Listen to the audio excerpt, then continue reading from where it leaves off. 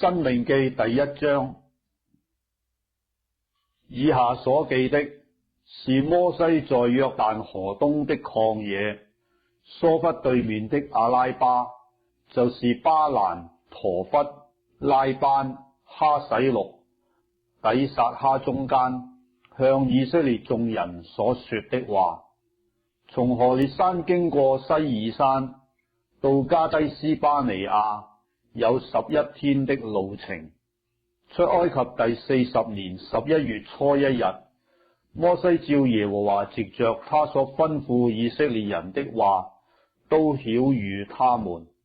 那時，他已經擊殺了住希實本的亞摩利王西宏，和住以德萊亞斯他錄的巴珊王噩。摩西在約旦河東的摩押地講律法說：耶和華我們的神在何烈山曉諭我們說，你們在這山上住的日子夠了，要起行轉到亞摩利人的山地和靠近這山地的各處，就是阿拉巴山地、高原、南地、沿海一帶迦南人的地，並利巴嫩山，又到伯拉大河。如今我將這地擺在你們面前，你們要進去得這地，就是耶和華向你們列祖亞伯拉罕、以撒、雅各起誓應許賜給他們和他們後裔為業之地。那時我對你們說，管理你們的重任，我獨自擔當不起。耶和華你們的神使你們多起來，看啊，你們今日像天上的星那樣多。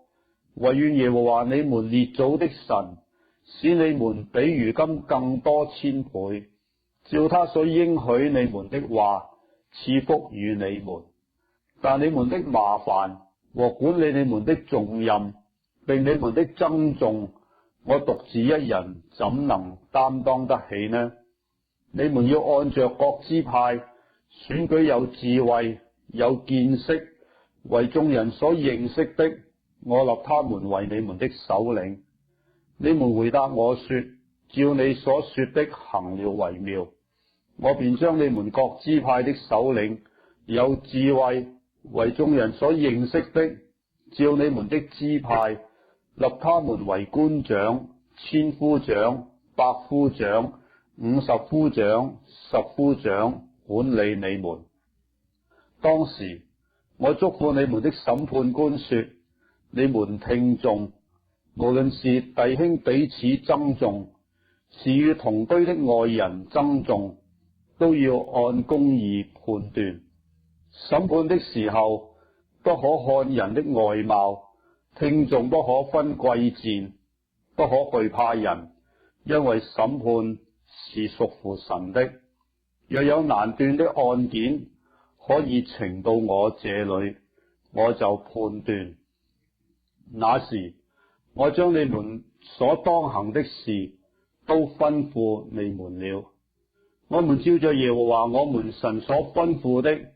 從何烈山起行，經過你們所看見那大而可怕的曠野，往亞摩利人的山地去，到了加低斯巴尼亞。我對你們說，你們已經到了耶和華我們神所賜給我們的亞摩利人之山地。看啊，耶和華你的神已將那地擺在你面前，你要照耶和華你列祖的神所說的，上去得那地為業，不要懼怕，也不要驚惶。你們都就近我來說，我們要先打發人去，為我們窺探那地，將我們上去該走何道，必進何城，都回報我們。這話我以為美，就從你們中間選了12個人，每支派一人。於是他們起身上山地去，到以實各谷窺探那地。他們手裏拿着那地的果子下來，到我們那裏回報說，耶和華我們的神所賜給我們的是美地。你們卻不肯上去，竟違背了耶和華你們神的命令，在帳棚內發怨言，說：耶和華因為恨我們，所以將我們從埃及地領出來，要交在亞摩利人手中，除滅我們。我們上哪裏去呢？我們的弟兄使我們的心消化，說：那地的民比我們又大又高，城邑又廣大又堅固，高得頂天，並且我們在那裏看見亞衲族的人。我就對你們說：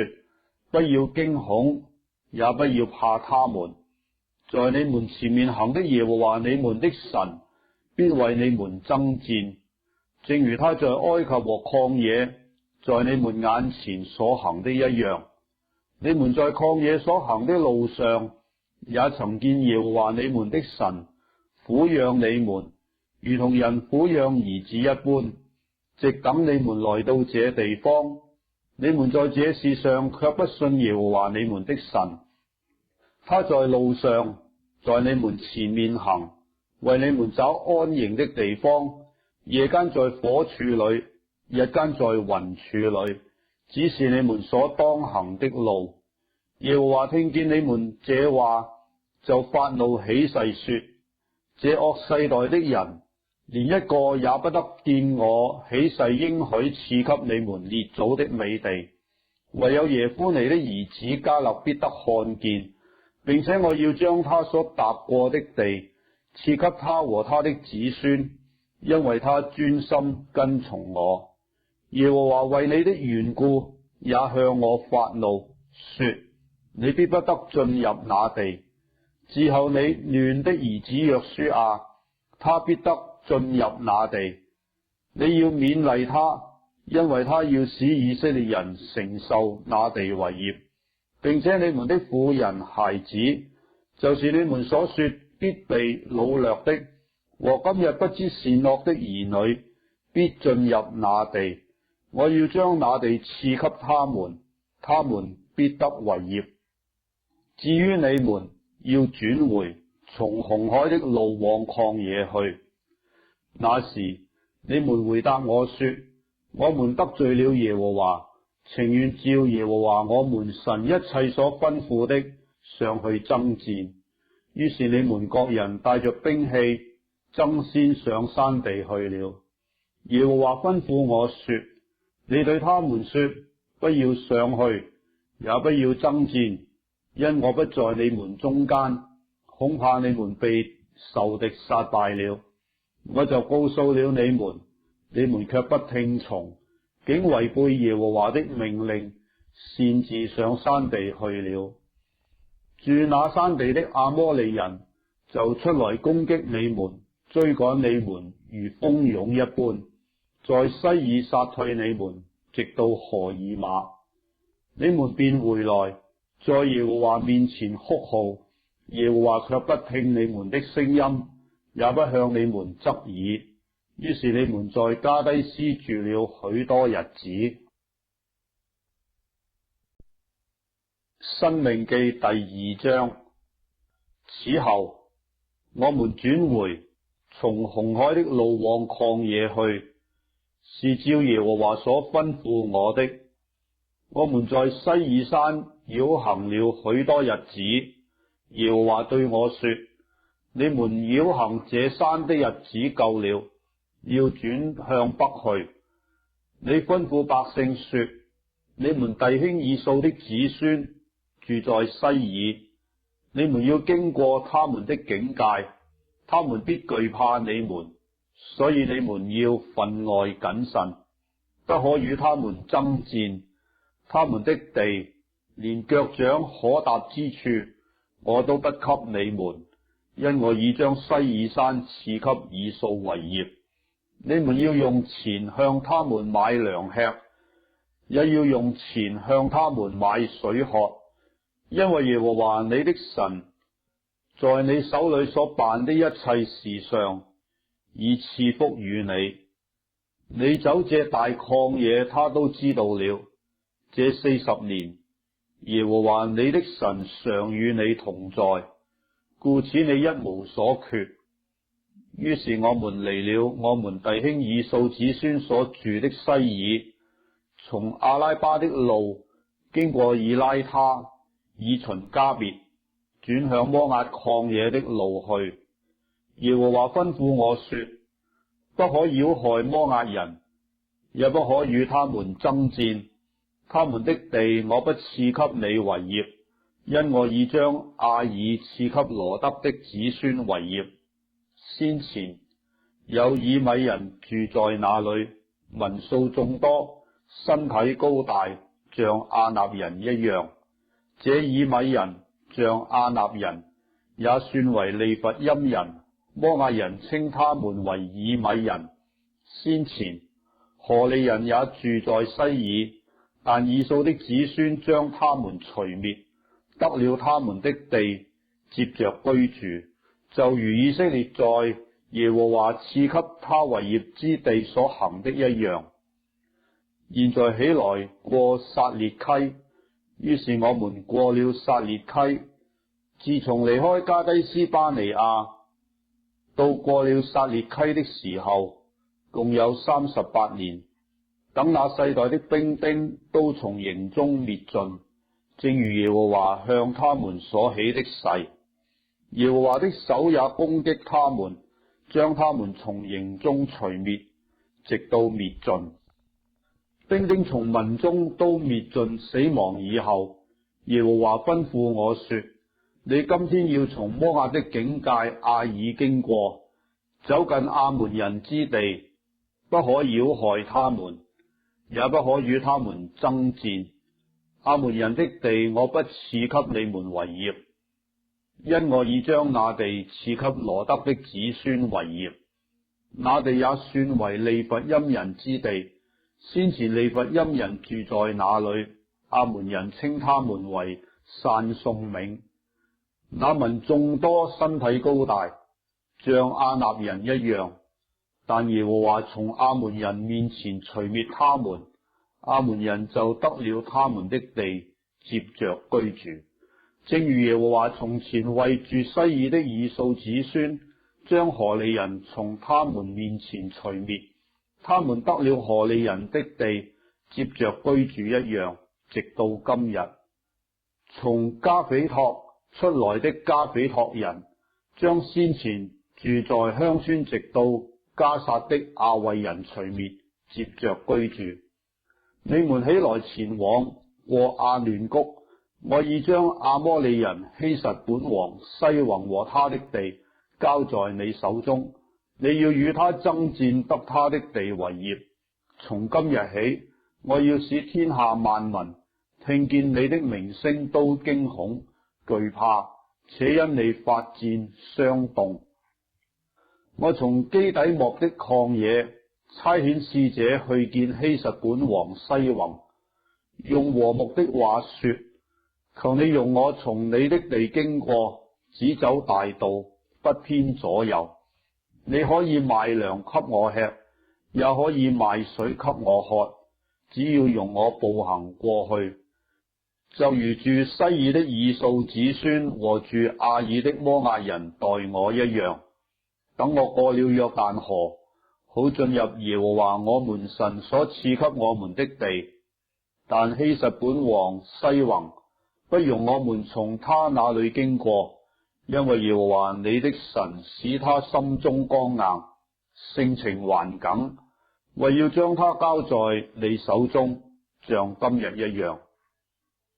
耶和華對我說：從此起手，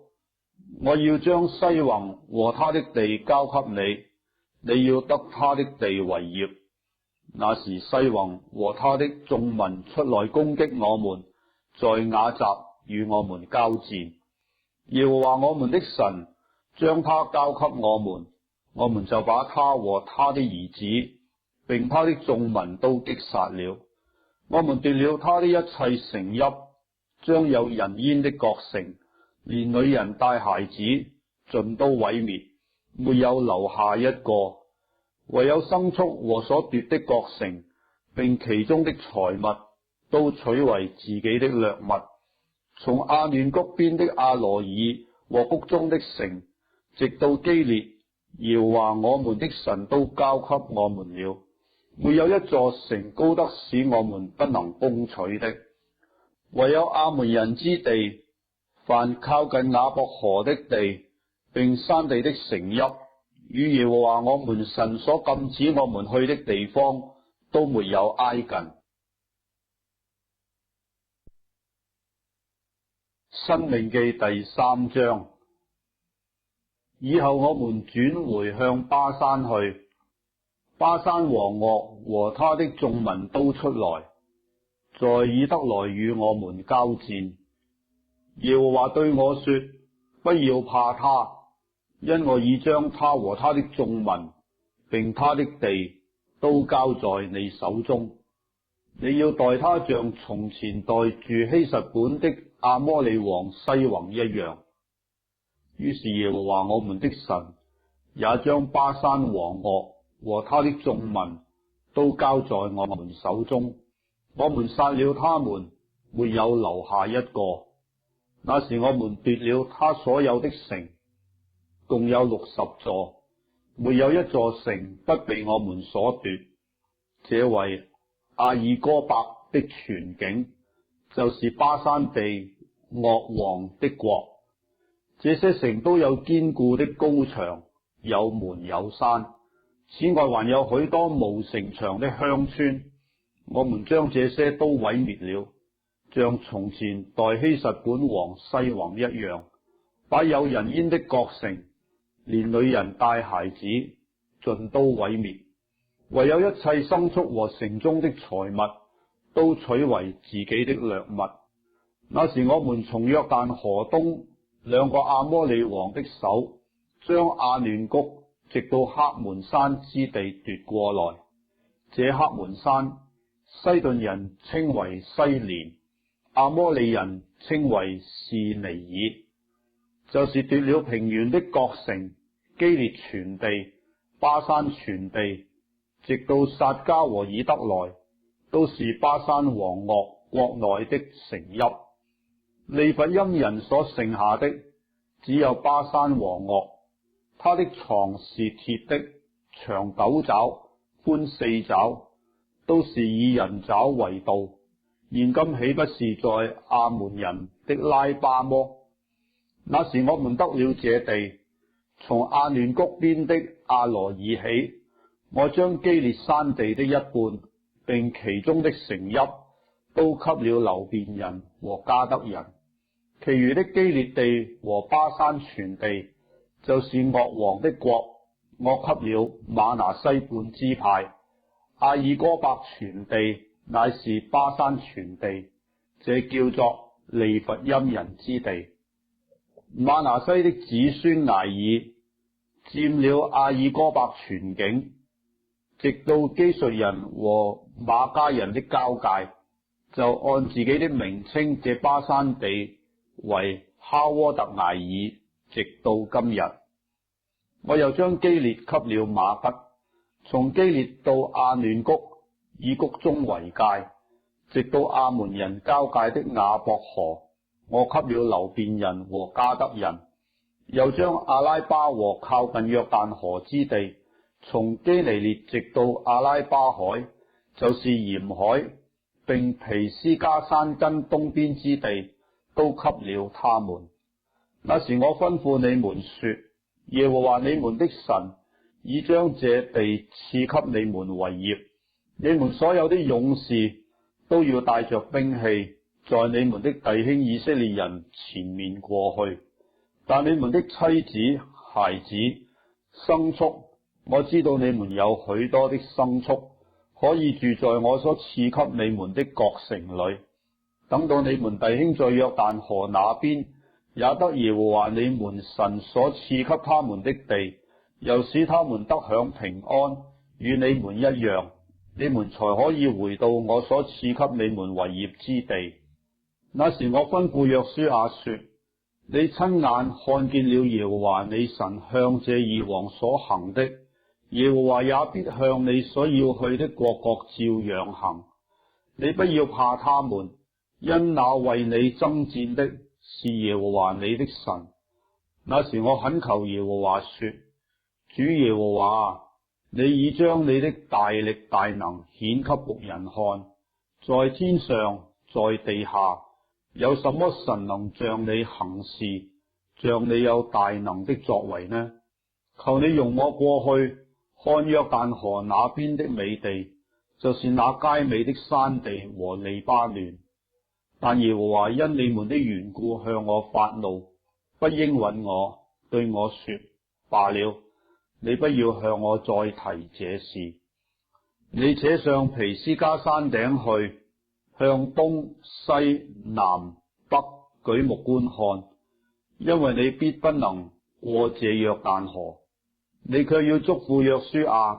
勉勵他，使他膽壯，因為他必在這百姓前面過去，使他們承受你所要觀看之地。於是我們住在伯皮爾對面的谷中。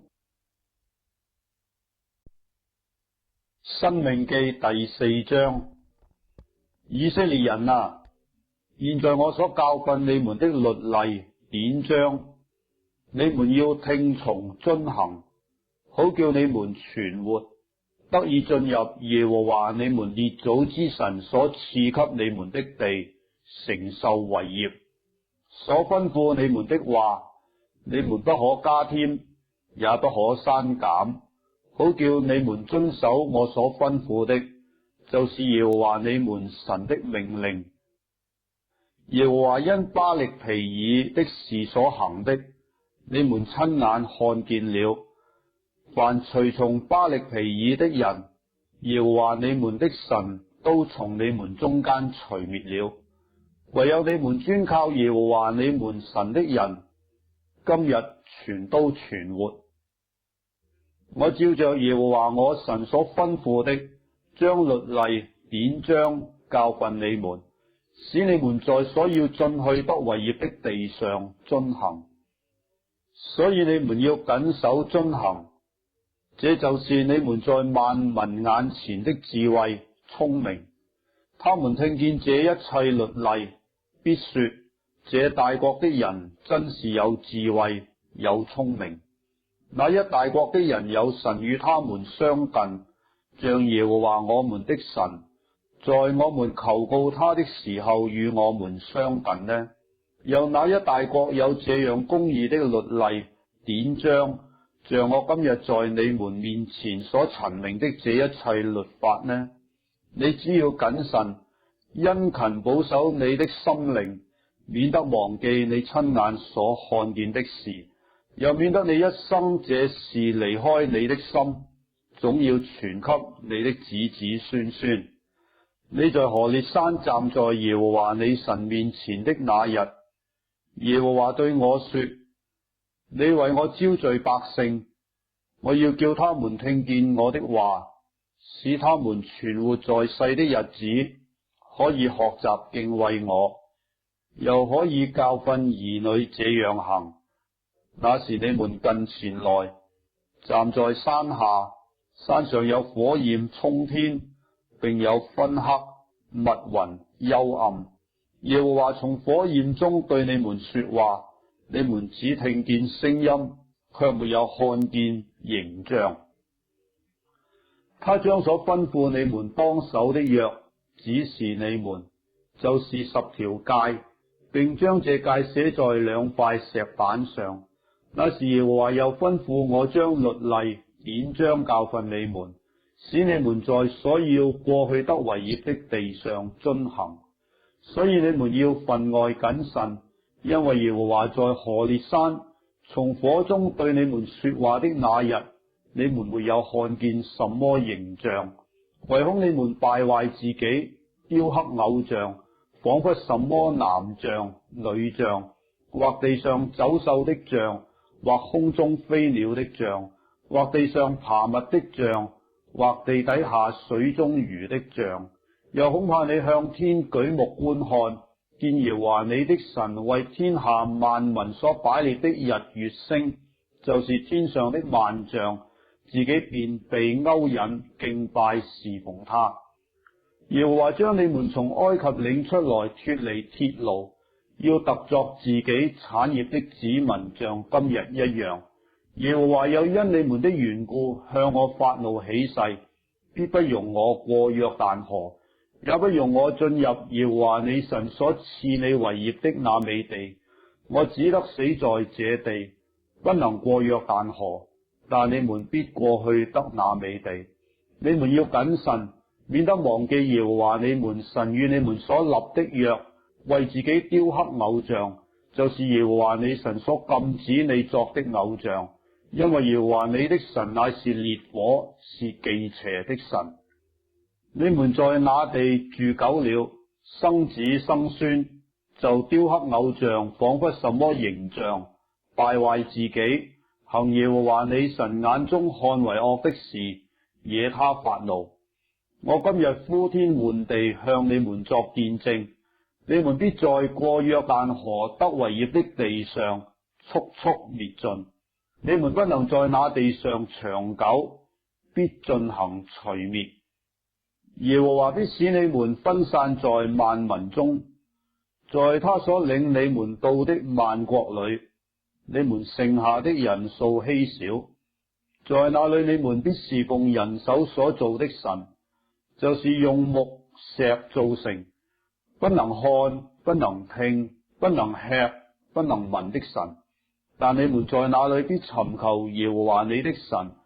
你盡心盡性尋求他的時候，就必尋見。日後你遭遇一切患難的時候，你必歸回耶和華你的神，聽從他的話。耶和華你神原是有憐憫的神，他總不撇下你，不滅絕你，也不忘記他起誓向你列祖所立的約。你且考察在你以前的世代，自神造人在世以來，從天這邊到天那邊，曾有何民聽見神在火中說話的聲音，像你聽見，還能存活呢？這樣的大事何曾有，何曾聽見呢？神何曾從別的國中將一國的人民領出來，用試驗、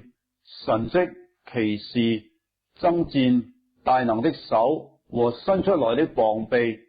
並大可畏的事，像耶和華你們的神在埃及，在你們眼前為你們所行的一切事呢？這是顯給你看，要使你知道，唯有耶和華他是神，除他以外再無別神。他從天上使你聽見他的聲音，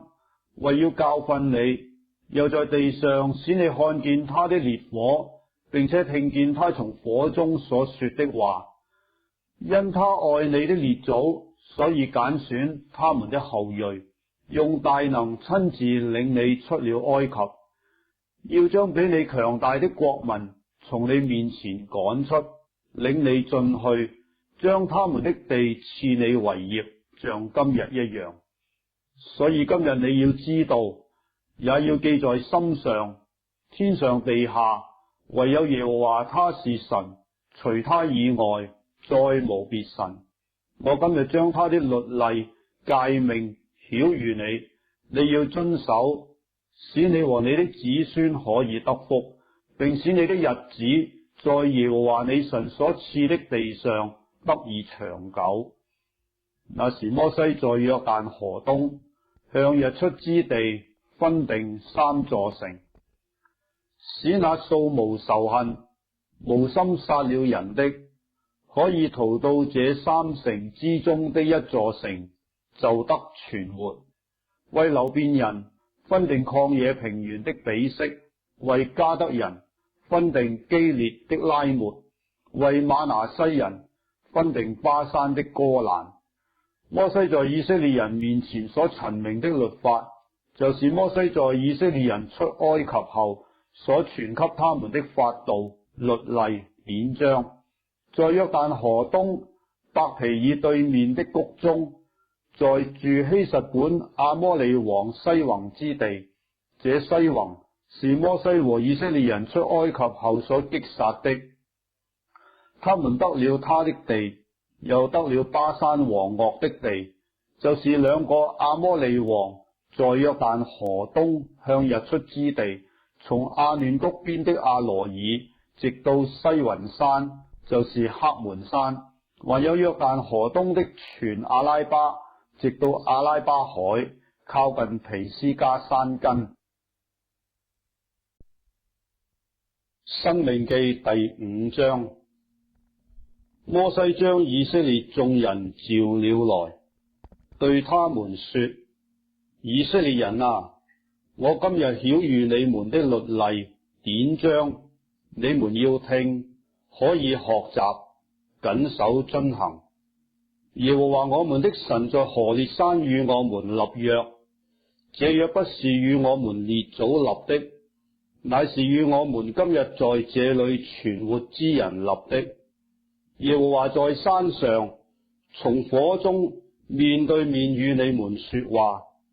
那時我站在耶和華和你們中間，要將耶和華的話傳給你們，因為你們懼怕那火，沒有上山，說：我是耶和華你的神，曾將你從埃及地為奴之家領出來。除了我以外，你不可有別的神，不可為自己雕刻偶像，也不可作什麼形象，仿佛上天下地和地底下水中的百物，不可跪拜那些像，也不可侍奉他，因為我耶和華你的神是忌邪的神。恨我的，我必追討他的罪，自父及子，直到3、4代。愛我守我誡命的，我必向他們發慈愛，直到千代。不可妄稱耶和華你神的名，因為妄稱耶和華名的，耶和華必不以他為無罪。當照耶和華你神所吩咐的，守安息日為聖日。6日要勞碌作你一切的工，但第7日是向耶和華你神當守的安息日。這一日，你和你的兒女、僕婢、牛、驢、牲畜，並在你城裏寄居的客旅，無論何工都不可作，使你的僕婢可以和你一樣安息。你也要紀念你在埃及地作過奴僕，耶和華你神用大能的手和伸出來的膀臂，將你從那裏領出來。因此，耶和華你的神吩咐你守安息日，當照耶和華你神所吩咐的，孝敬父母，使你得福，並使你的日子在耶和華你神所賜你的地上得以長久。不可殺人，不可奸淫，不可偷盜，不可作假見證陷害人，不可貪戀人的妻子，也不可貪圖人的房屋、田地、僕婢、牛、驢，並他一切所有的。這些話是耶和華在山上從火中、雲中、幽暗中大聲曉諭你們全會眾的。此外並沒有添別的話，他就把這話寫在2塊石板上，交給我了。那時火焰燒山，你們聽見從黑暗中出來的聲音，你們支派中所有的首領和長老都來就近我，說：看啊，耶和華我們神將他的榮光和他的大能顯給我們看，我們又聽見他的聲音從火中出來。今日我們得見神與人說話，人還存活。現在這大火將要消滅我們，我們何必冒死呢？若再聽見耶和華我們神的聲音，就必死亡。凡屬血氣的，曾有何人聽見永生神的聲音從火中出來，像我們聽見，還能存活呢？求你近前去，聽耶和華我們神所要說的一切話，將他對你說的話都傳給我們，我們就聽從遵行。你們對我說的話，耶和華都聽見了。耶和華對我說：這百姓的話我聽見了，他們所說的都是。惟願他們存這樣的心敬畏我，常遵守我的一切誡命，使他們和他們的子孫永遠得福。你去對他們說，你們回帳棚去吧。至於你，可以站在我這裏，我要將一切誡命、律例、典章傳給你。你要教訓他們，使他們在我賜他們為業的地上遵行。所以你們要照耶和華你們神所吩咐的謹守遵行，不可偏離左右。耶和華你們神所吩咐你們行的，你們都要去行，使你們可以存活得福，並使你們的日子在所要承受的地上得以長久。申命記第6章。這是耶和華你們神所吩咐教訓你們的誡命、律例、典章，使你們在所要過去得為業的地上遵行，好叫你和你子子孫孫一生敬畏耶和華你的神，謹守他的一切律例誡命，就是我所吩咐你的，使你的日子得以長久。以色列啊，你要聽，要謹守遵行，使你可以在那流奶與蜜之地得以享福，人數極其增多，正如耶和華你列祖的神所應許你的。以色列啊，你要聽，耶和華我們神是獨一的主，你要盡心、盡性、盡力愛耶和華你的神。我今日所吩咐你的話，都要記在心上，也要殷勤教訓你的兒女。無論你坐在家裏，行在路上，躺下起來，都要談論，也要繫在手上為記號，戴在額上為經文，又要寫在你房屋的門框上，並你的城門上。耶和華你的神領你進他向你列祖亞伯拉罕、以撒、雅各起誓應許給你的地，那裏有城邑，又大又美，非你所建造的；有房屋裝滿各樣美物，非你所裝滿的；有鑿成的水井，非你所鑿成的；還有葡萄園、橄欖園，非你所栽種的。你吃了而且飽足，那時你要謹慎，免得你忘記將你從埃及地為奴之家領出來的耶和華。你要敬畏耶和華你的神，侍奉他，指着他的名起誓，不可隨從別神，就是你們四圍國民的神，因為在你們中間的耶和華你神是忌邪的神。唯恐耶和華你神的怒氣向你發作，就把你從地上除滅。你們不可試探耶和華你們的神，像你們在瑪撒那樣試探他。要留意遵守耶和華你們神所吩咐的誡命、法度、律例。耶和華眼中看為正、看為善的，你都要遵行，使你可以享福，並可以進去得耶和華向你列祖起誓應許的那美地，照耶和華所說的，從你面前攆出你的一切仇敵。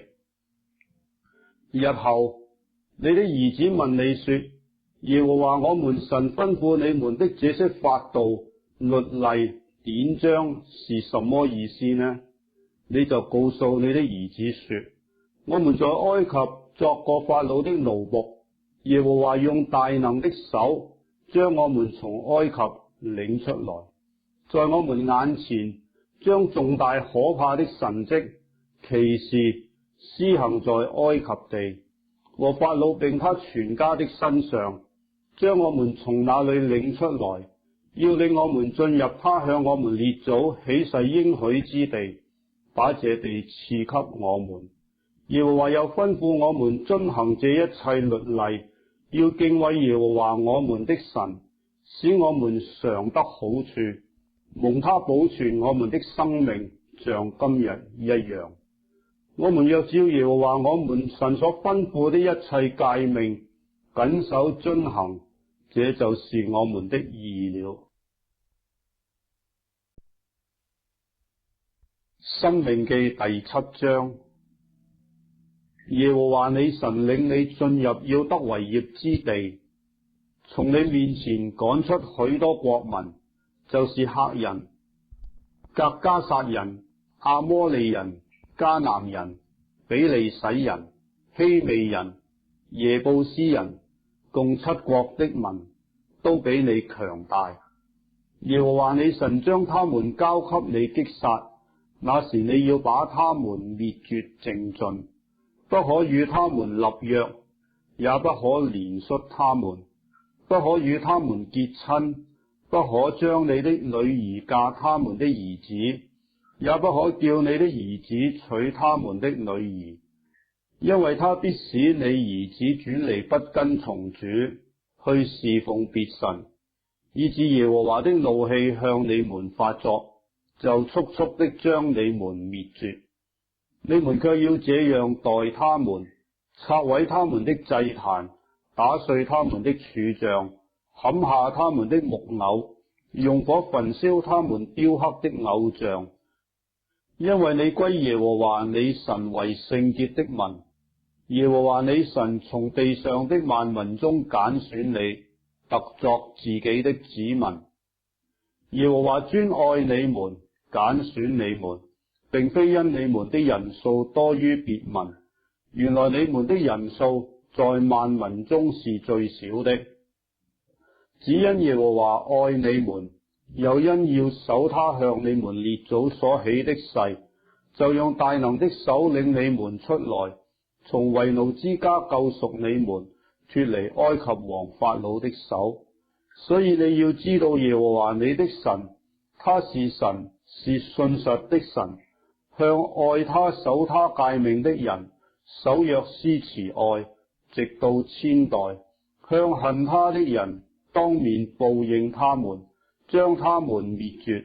凡恨他的人必報應他們，決不遲延。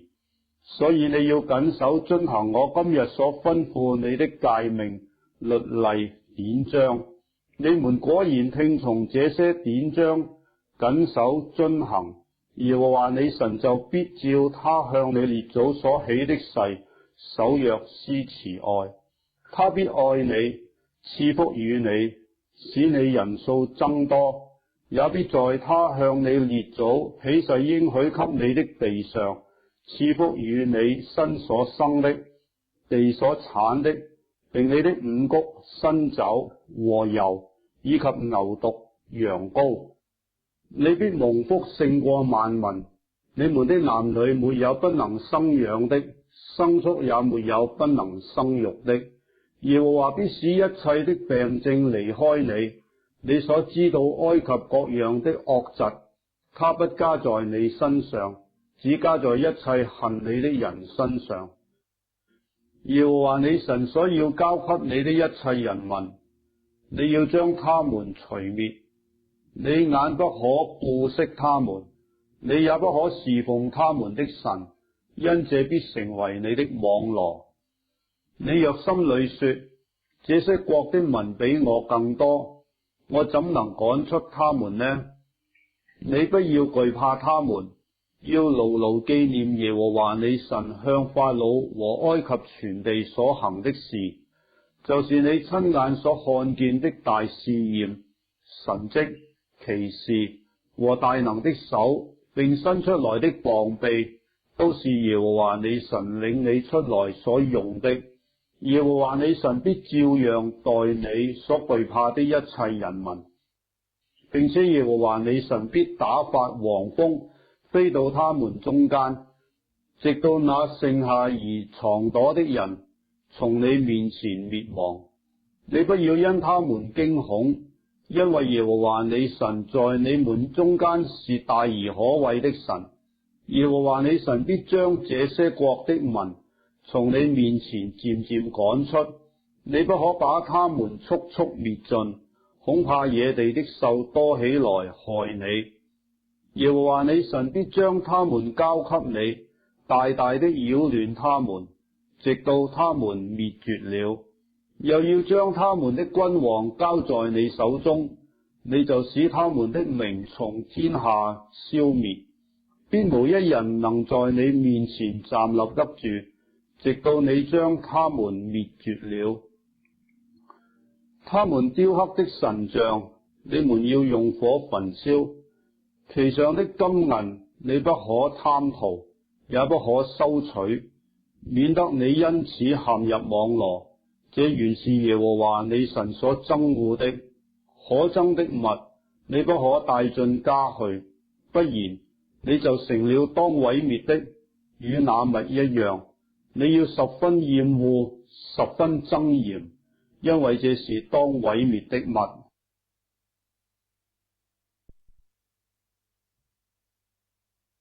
申命記第8章。我今日所吩咐的一切誡命，你們要謹守遵行，好叫你們存活，人數增多，且進去得耶和華向你們列祖起誓應許的那地。你也要紀念耶和華你的神在曠野引導你，這40年是要苦練你，試驗你，要知道你心內如何，肯守他的誡命不肯。他苦練你，任你飢餓，將你和你列祖所不認識的嗎哪賜給你吃，使你知道人活着不是單靠食物，乃是靠耶和華口裏所出的一切話。這40年，你的衣服沒有穿破，你的腳也沒有腫。你當心裏思想，耶和華你神管教你，好像人管教兒子一樣。你要謹守耶和華你神的誡命，遵行他的道，敬畏他。因為耶和華你神領你進入美地，那地有河，有泉，有源，從山谷中流出水來。那地有小麥、大麥、葡萄樹、無花果樹、石榴樹、橄欖樹和蜜。你在那地不缺食物，一無所缺。那地的石頭是鐵，山內可以挖銅。你吃得飽足，就要稱頌耶和華你的神，因他將那美地賜給你了。你要謹慎，免得忘記耶和華你的神，不守他的誡命、典章、律例，就是我今日所吩咐你的。恐怕你吃得飽足，建造美好的房屋居住，你的牛羊加多，你的金銀增添，並你所有的全都加增，你就心高氣傲，忘記耶和華你的神，就是將你從埃及地為奴之家領出來的，引你經過那大而可怕的曠野，那裏有火蛇、蠍子、乾旱無水之地。他曾為你使水從堅硬的磐石中流出來，又在曠野將你列祖所不認識的嗎哪賜給你吃，是要苦練你，試驗你，叫你終久享福。恐怕你心裏說，這貨財是我力量、我能力得來的。你要紀念耶和華你的神，因為得貨財的力量是他給你的，為要堅定他向你列祖起誓所立的約，像今日一樣。你若忘記耶和華你的神，隨從別神，侍奉敬拜，你們必定滅亡。這是我今日警戒你們的。耶和華在你們面前怎樣使列國的民滅亡，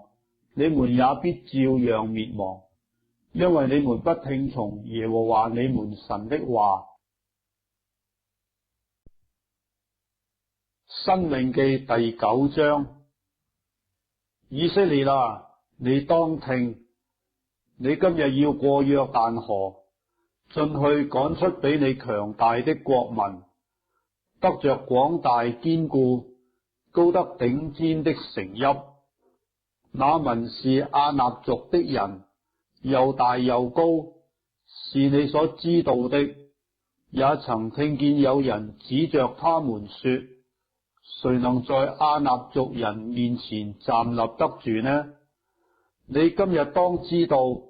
耶和華你的神在你前面過去，如同烈火，要滅絕他們，將他們制服在你面前。這樣，你就要照耶和華所說的趕出他們，使他們速速滅亡。耶和華你的神將這些國民從你面前攆出以後，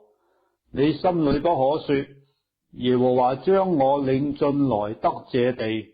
是因我的義。其實耶和華將他們從你面前趕出去，是因他們的惡。你進去得他們的地，並不是因你的義，也不是因你心裏正直，乃是因這些國民的惡。耶和華你的神將他們從你面前趕出去，又因耶和華要堅定他向你列祖亞伯拉罕、以撒、雅各起誓所應許的話。你當知道，耶和華你神將這美地賜你為業，並不是因你的義，你本是硬着頸項的百姓。你當紀念不忘，你在曠野怎樣惹耶和華你神發怒。自從你出了埃及地的那日，直到你們來到這地方，你們時常背逆耶和華。你們在何烈山又惹耶和華發怒，他惱怒你們，要滅絕你們。我上了山，要領受2塊石板，就是耶和華與你們立約的板。那時我在山上住了40晝夜，沒有吃飯，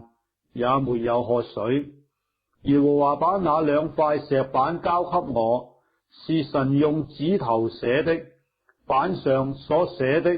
是照耶和華在大會的日子，在山上從火中對你們所說的一切話。過了40晝夜，耶和華把那2塊石板，就是約板，交給我，對我說：你起來，趕快下去，因為你從埃及領出來的百姓已經敗壞了自己，他們快快的偏離了我所吩咐的道，為自己鑄成了偶像。耶和華又對我說：我看這百姓是硬着頸項的百姓，你且由着我，我要滅絕他們，將他們的名從天下塗抹，使你的後裔比他們成為更大更強的國。於是我轉身下山，山被火燒着，2塊約板在我2手之中。我一看見你們得罪了耶和華你們的神，鑄成了牛犢，快快的偏離了耶和華所吩咐你們的道，我就把那2塊板從我手中扔下去，在你們眼前捽碎了。因你們所犯的一切罪，行了耶和華眼中看為惡的事，惹他發怒，我就像從前俯伏在耶和華面前40晝夜，沒有吃飯，也沒有喝水。我因耶和華向你們大發烈怒，要滅絕你們，就甚害怕。但那次耶和華又應允了我。耶和華也向亞倫甚是發怒，要滅絕他。那時我又為亞倫祈禱。我把那叫你們犯罪所鑄的牛犢用火焚燒，又搗碎磨得很細，以致細如灰塵。我就把這灰塵撒在從山上流下來的溪水中。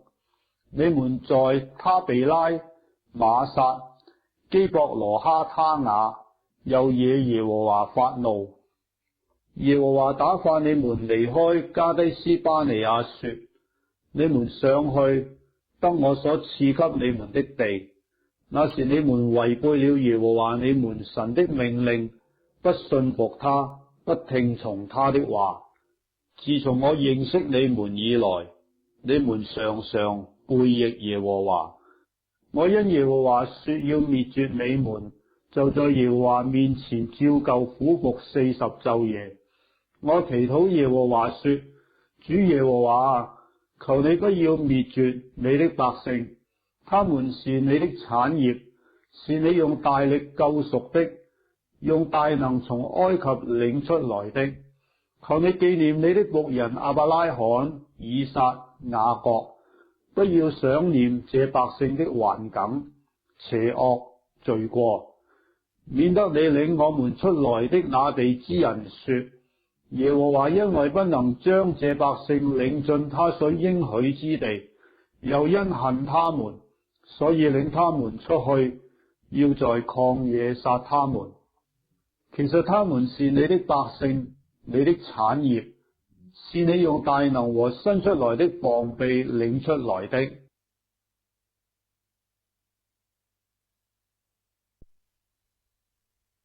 申命記第10章。那時耶和華吩咐我說：你要鑿出2塊石板，和先前的一樣，上山到我這裏來，又要作一木櫃。你先前摔碎的那板，其上的字我要寫在這板上。你要將這板放在櫃中。於是我用皂莢木作了一櫃，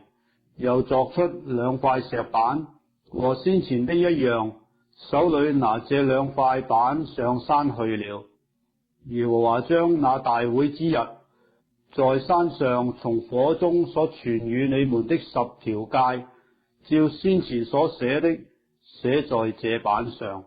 將板交給我了。我轉身下山，將這板放在我所作的櫃中，現今還在那裏，正如耶和華所吩咐我的。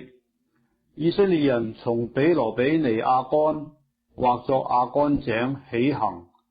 到了摩西拉，亞倫死在那裏，就葬在那裏。他兒子以利亞撒接續他供祭司的職分。他們從那裏起行，到了谷歌大，又從谷歌大到了有溪水之地的約巴他。那時耶和華將利未支派分別出來，抬耶和華的約櫃，又侍立在耶和華面前侍奉他，奉他的名祝福，直到今日。所以利未人在他弟兄中無分無業，耶和華是他的產業，正如耶和華你神所應許他的。我又像從前在山上住了40晝夜，那次耶和華也應允我，不忍將你滅絕。耶和華吩咐我說：你起來引導這百姓，使他們進去得我向他們列祖起誓應許所賜之地。以色列啊，現在耶和華你神向你所要的是什麼呢？只要你敬畏耶和華你的神，遵行他的道，愛他，盡心盡性侍奉他，遵守他的誡命律例，就是我今日所吩咐你的，為要叫你得福。看啊，天和天上的天，地和地上所有的，都屬耶和華你的神。耶和華但喜悅你的列祖，愛他們，從萬民中揀選他們的後裔，就是你們，像今日一樣。所以你們要將心裏的污穢除掉，不可再硬着頸項，因為耶和華你們的神，他是萬神之神，萬主之主，至大的神，大有能力，大而可畏，不以貌取人，也不受賄賂。他為孤兒寡婦伸冤，又憐愛寄居的，賜給他衣食。所以你們要憐愛寄居的，因為你們在埃及地也作過寄居的。你要敬畏耶和華你的神，侍奉他，專靠他，也要指着他的名起誓。他是你所讚美的，是你的神，為你作了那大而可畏的事，是你親眼所看見的。你的列祖70人下埃及，現在耶和華你的神使你如同天上的星那樣多。申命記第11章。你要愛耶和華你的神，常守他的吩咐、律例、典章、誡命。你們今日當知道，我本不是和你們的兒女說話，因為他們不知道，也沒有看見耶和華你們神的管教、威嚴、大能的手和伸出來的膀臂，並他在埃及中向埃及王法老和其全地所行的神蹟奇事，也沒有看見他怎樣待埃及的軍兵、車馬，他們追趕你們的時候，耶和華怎樣使紅海的水淹沒他們，將他們滅絕，直到今日，並他在曠野怎樣待你們，以致你們來到這地方，也沒有看見他怎樣待流便子孫以利押的兒子大坍亞比蘭，地怎樣在以色列人中間開口吞了他們和他們的家眷，並帳棚與跟他們的一切活物，唯有你們親眼看見耶和華所作的一切大事。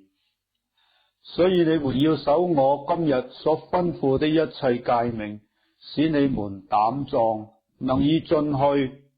得你們所要得的那地，並使你們的日子在耶和華向你們列祖起誓應許給他們和他們後裔的地上得以長久，那是流奶與蜜之地。你要進去得為業的那地，本不像你出來的埃及地，你在那裏撒種，用腳澆灌，像澆灌菜園一樣。你們要過去得為業的那地，乃是有山有谷，雨水滋潤之地，是耶和華你神所眷顧的。從歲首到年終，耶和華你神的眼目時常看顧那地。你們若留意聽從我今日所吩咐的誡命，愛耶和華你們的神，盡心盡性侍奉他，他原文作我，必按時降秋雨春雨在你們的地上，使你們可以收藏五穀、新酒和油，也必使你吃得飽足，並使田野為你的牲畜長草。你們要謹慎，免得心中受迷惑，就偏離正路，去侍奉敬拜別神。耶和華的怒氣向你們發作，就使天閉塞不下雨，地也不出產，使你們在耶和華所賜給你們的美地上速速滅亡。你們要將我這話存在心內，留在耳中，繫在手上為記號，戴在額上為經文，也要教訓你們的兒女，無論坐在家裏，行在路上，躺下起來，都要談論，又要寫在房屋的門框上，並城門上，使你們和你們子孫的日子，在耶和華向你們列祖起誓應許給他們的地上得以增多，如天覆地的日子那樣多。你們要留意謹守遵行我所吩咐這一切的誡命，愛耶和華你們的神，行他的道，專靠他，他必從你們面前趕出這一切國民，就是比你們更大更強的國民，你們也要得他們的地。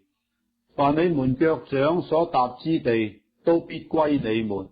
從曠野和利巴嫩並伯拉大河，直到西海，都要作你們的境界，必無一人能在你們面前站立得住。耶和華你們的神必照他所說的使懼怕驚恐臨到你們所踏之地的居民。看啊，我今日將祝福與咒詛的話都陳明在你們面前。你們若聽從耶和華你們神的誡命，就是我今日所吩咐你們的，就必蒙福。你們若不聽從耶和華你們神的誡命，偏離我今日所吩咐你們的道，去侍奉你們素來所不認識的別神，就必受禍。及至耶和華你的神領你進入要去得為業的那地，你就要將祝福的話陳明在基利心山上，將咒詛的話陳明在以巴路山上。這二山豈不是在約旦河那邊日落之處，在住阿拉巴的迦南人之地，與吉甲相對，靠近摩利橡樹麼？你們要過約旦河，進去得耶和華你們神所賜你們為業之地，在那地居住。你們要謹守遵行我今日在你們面前所陳明的一切律例典章。申命記第12章。你們存活於世的日子，在耶和華你們列祖的神所賜你們為業的地上，要謹守遵行的律例典章，乃是這些：你們要將所趕出的國民侍奉神的各地方，無論是在高山，在小山，在各青翠樹下，都毀壞了；也要拆毀他們的祭壇，打碎他們的柱像，用火焚燒他們的木偶，砍下他們雕刻的神像，並將其名從那地方除滅。你們不可照他們那樣侍奉耶和華你們的神，但耶和華你們的神從你們各支派中選擇何處為立他名的居所，你們就當往那裏去求問，將你們的燔祭、平安祭、十分取一之物和手中的舉祭，並還願祭、甘心祭，以及牛群羊群中頭生的，都奉到那裏。在那裏，耶和華你們神的面前，你們和你們的家屬都可以吃，並且因你手所辦的一切事，蒙耶和華你的神賜福，就都歡樂。我們今日在這裏所行的，是各人行自己眼中看為正的事，你們將來不可這樣行，因為你們還沒有到耶和華你神所賜你的安息地，所給你的產業。但你們過了約旦河，得以住在耶和華你們神使你們承受為業之地，又使你們太平，不被四圍的一切仇敵擾亂，安然居住。那時要將我所吩咐你們的燔祭、平安祭、十分取一之物和手中的舉祭，並向耶和華許願獻的一切美祭，都奉到耶和華你們神所選擇要立為他名的居所。你們和兒女、僕婢，並住在你們城裏無分無業的利未人，都要在耶和華你們的神面前歡樂。你要謹慎，不可在你所看中的各處獻燔祭，唯到耶和華從你那一支派中所選擇的地方，你就要在那裏獻燔祭，行我一切所吩咐你的。然而在你各城裏，都可以照耶和華你神所賜你的福分，隨心所欲宰生吃肉，無論潔淨人不潔淨人都可以吃，就如吃羚羊與鹿一般。只是不可吃血，要倒在地上，如同倒水一樣。你的五穀、新酒和油的十分之一，或是牛群羊群中頭生的，或是你許願獻的、甘心獻的，或是手中的舉祭，都不可在你城裏吃。但要在耶和華你的神面前吃，在耶和華你神所要選擇的地方，你和兒女、僕婢，並住在你城裏的利未人都可以吃，也要因你手所辦的，在耶和華你神面前歡樂。你要謹慎，在你所住的地方，永不可丟棄利未人。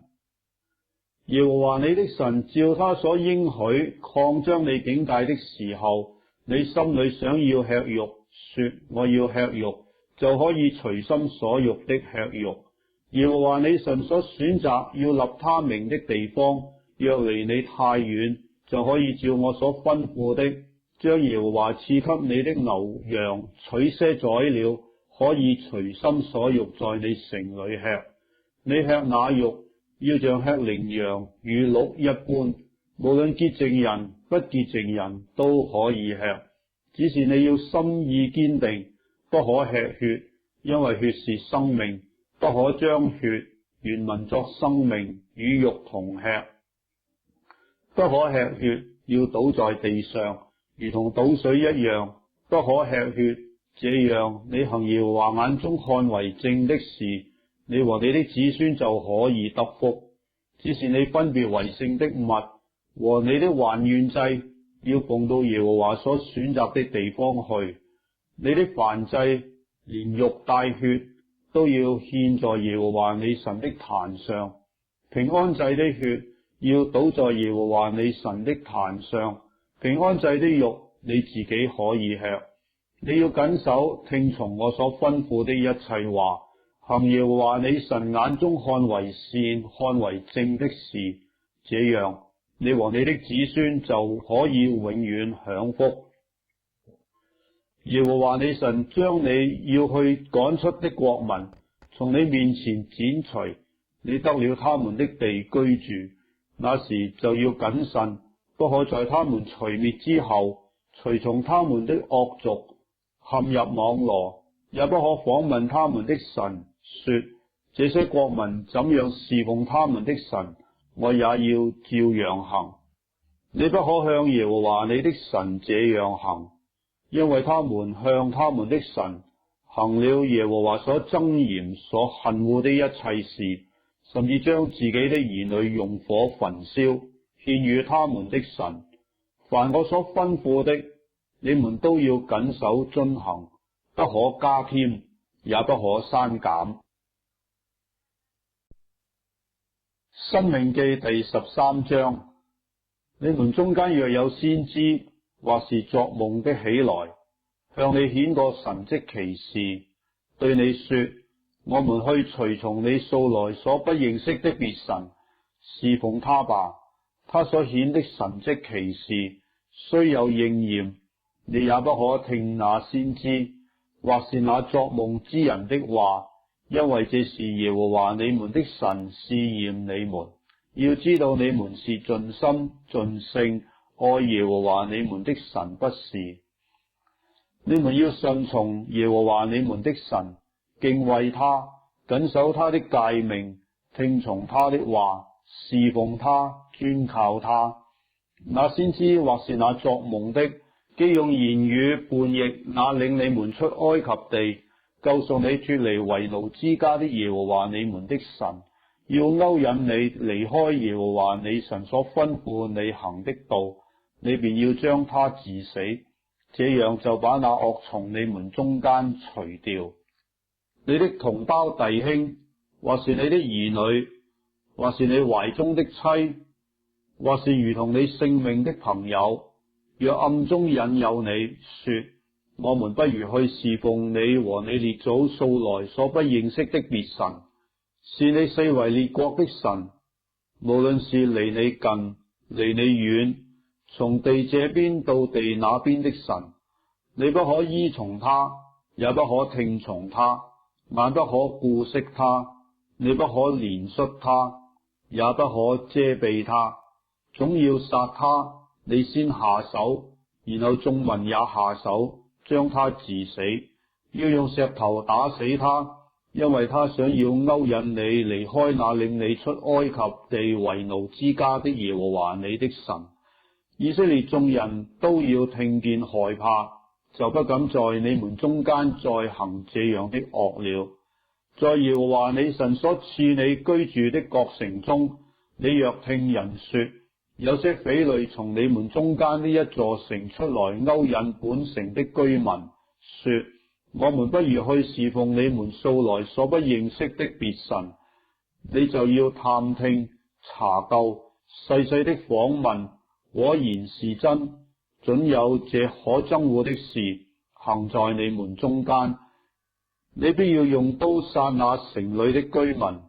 把城裏所有的，連牲畜都用刀殺盡。你從那城裏所奪的財物，都要堆積在街市上，用火將城和其內所奪的財物，都在耶和華你神面前燒盡。那城就永為荒堆，不可再建造。那當毀滅的物，連一點都不可沾你的手。你要聽從耶和華你神的話，遵守我今日所吩咐你的一切誡命，行耶和華你神眼中看為正的事。耶和華就必轉意，不發烈怒，恩待你，憐恤你，照他向你列祖所起的誓，使你人數增多。申命記第14章。你們是耶和華你們神的兒女，不可為死人用刀劃身，也不可將額上剃光，因為你歸耶和華你神為聖潔的民。耶和華從地上的萬民中揀選你特作自己的子民。凡可憎的物都不可吃，可吃的牲畜就是牛、綿羊、山羊、鹿、羚羊、跑子、野山羊、麋鹿、黃羊、青羊。凡分蹄成為兩反又倒着的走獸，你們都可以吃，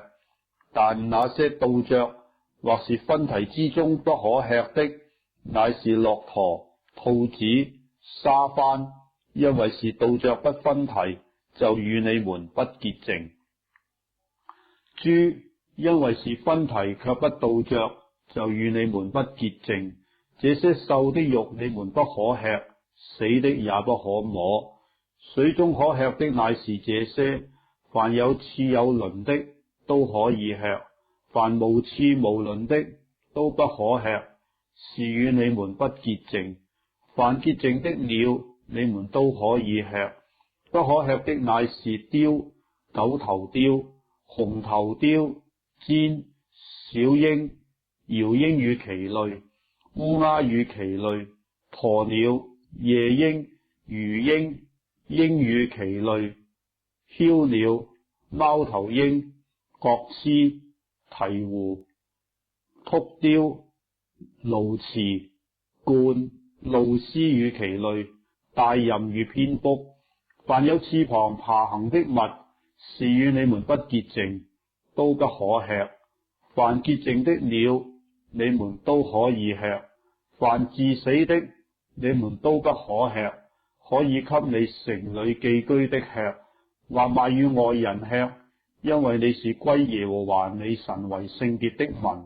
不可用山羊羔母的奶煮山羊羔。你要把你撒種所產的，就是你田地每年所出的10分取1分，又要把你的五穀、新酒和油的1/10，並牛群、羊群中頭生的，吃在耶和華你神面前，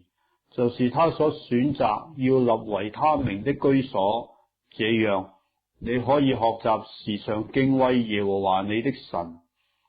當耶和華你神賜福與你的時候，耶和華你神所選擇要立為他名的地方，若離你太遠，那路也太長，使你不能把這物帶到那裏去，你就可以換成銀子，將銀子包起來拿在手中，往耶和華你神所要選擇的地方去。你用這銀子隨心所欲，或買牛羊，或買清酒、濃酒，凡你心所想的都可以買。你和你的家屬在耶和華你神的面前吃喝快樂。住在你城裏的利未人，你不可丟棄他，因為他在你們中間無分無業。每逢3年的末1年，你要將本年的土產1/10都取出來，積存在你的城中。在你城裏無分無業的利未人和你城裏寄居的，並孤兒寡婦都可以來，吃得飽足。這樣，耶和華你的神必在你手裏所辦的一切事上賜福與你。申命記第15章。每逢7年末1年，你要施行豁免。豁免的定例乃是這樣：凡債主要把所借給鄰舍的豁免了，不可向鄰舍和弟兄追討，因為耶和華的豁免年已經宣告了。若借給外邦人，你可以向他追討，但借給你弟兄，無論是什麼，你要鬆手豁免了。你若留意聽從耶和華你神的話，謹守遵行我今日所吩咐你這一切的命令，就必在你們中間沒有窮人了。在耶和華你神所賜你為業的地上，耶和華必大大賜福與你，因為耶和華你的神必照他所應許你的賜福與你。你必借給許多國民，卻不致向他們借貸；你必管轄許多國民，他們卻不能管轄你。在耶和華你神所賜你的地上，無論哪一座城裏，你弟兄中若有一個窮人，你不可忍着心，專着手，不幫補你窮乏的弟兄，總要向他鬆開手，照他所缺乏的借給他，補他的不足。你要謹慎，不可心裏起惡念，說第7年的豁免年快到了，你便惡眼看你窮乏的弟兄，什麼都不給他，以致他因你求告耶和華，罪便歸於你了。你總要給他的時候，心裏不可愁煩，因耶和華你的神必在你這一切所行的，並你手裏所辦的事上賜福與你。原來那地上的窮人永不斷絕，所以我吩咐你說，總要向你地上困苦窮乏的弟兄鬆開手。你弟兄中若有一個希伯來男人或希伯來女人被賣給你，服侍你6年，到第7年就要任他自由出去。你任他自由的時候，不可使他空手而去，要從你羊群、禾場、酒榨之中多多的給他。耶和華你的神怎樣賜福與你，你也要照樣給他。要紀念你在埃及地作過奴僕，耶和華你的神將你救贖，因此我今日吩咐你這件事。他若對你說，我不願意離開你，是因他愛你和你的家，且因在你那裏很好，你就要拿錐子將他的耳朵在門上刺透，他便永為你的奴僕了。你待婢女也要這樣，你任他自由的時候，不可以為難事，因他服侍你6年，較比僱工的工價多加1倍了。耶和華你的神就必在你所作的一切事上賜福與你。你牛群羊群中頭生的，凡是公的，都要分別為聖，歸耶和華你的神。牛群中頭生的，不可用它耕地；羊群中頭生的，不可剪毛。這頭生的，你和你的家屬每年要在耶和華所選擇的地方，在耶和華你神面前吃。這頭生的，若有什麼殘疾，就如瘸腿的、瞎眼的，無論有什麼惡殘疾，都不可獻給耶和華你的神。可以在你城裏吃，潔淨人與不潔淨人都可以吃。就如吃羚羊乳酪一般，只是不可吃它的血，要倒在地上，如同倒水一樣。申命記第16章，你要注意亞筆月，向耶和華你的神守逾越節，因為耶和華你的神在亞筆月夜間領你出埃及。你當在耶和華所選擇要立為他名的居所，從牛群羊群中將逾越節的祭牲獻給耶和華你的神。你吃這祭牲不可吃有酵的餅，7日之內要吃無酵餅，就是困苦餅。你本是急忙出了埃及地，要叫你一生一世紀念你從埃及地出來的日子。在你四境之內，7日不可見面酵。頭一日晚上所獻的肉，一點不可留到早晨。在耶和華你神所賜的各城中，你不可獻逾越節的祭，只當在耶和華你神所選擇要立為他名的居所，晚上日落的時候，乃是你出埃及的時候，獻逾越節的祭。當在耶和華你神所選擇的地方，把肉烤了吃，烤或作煮。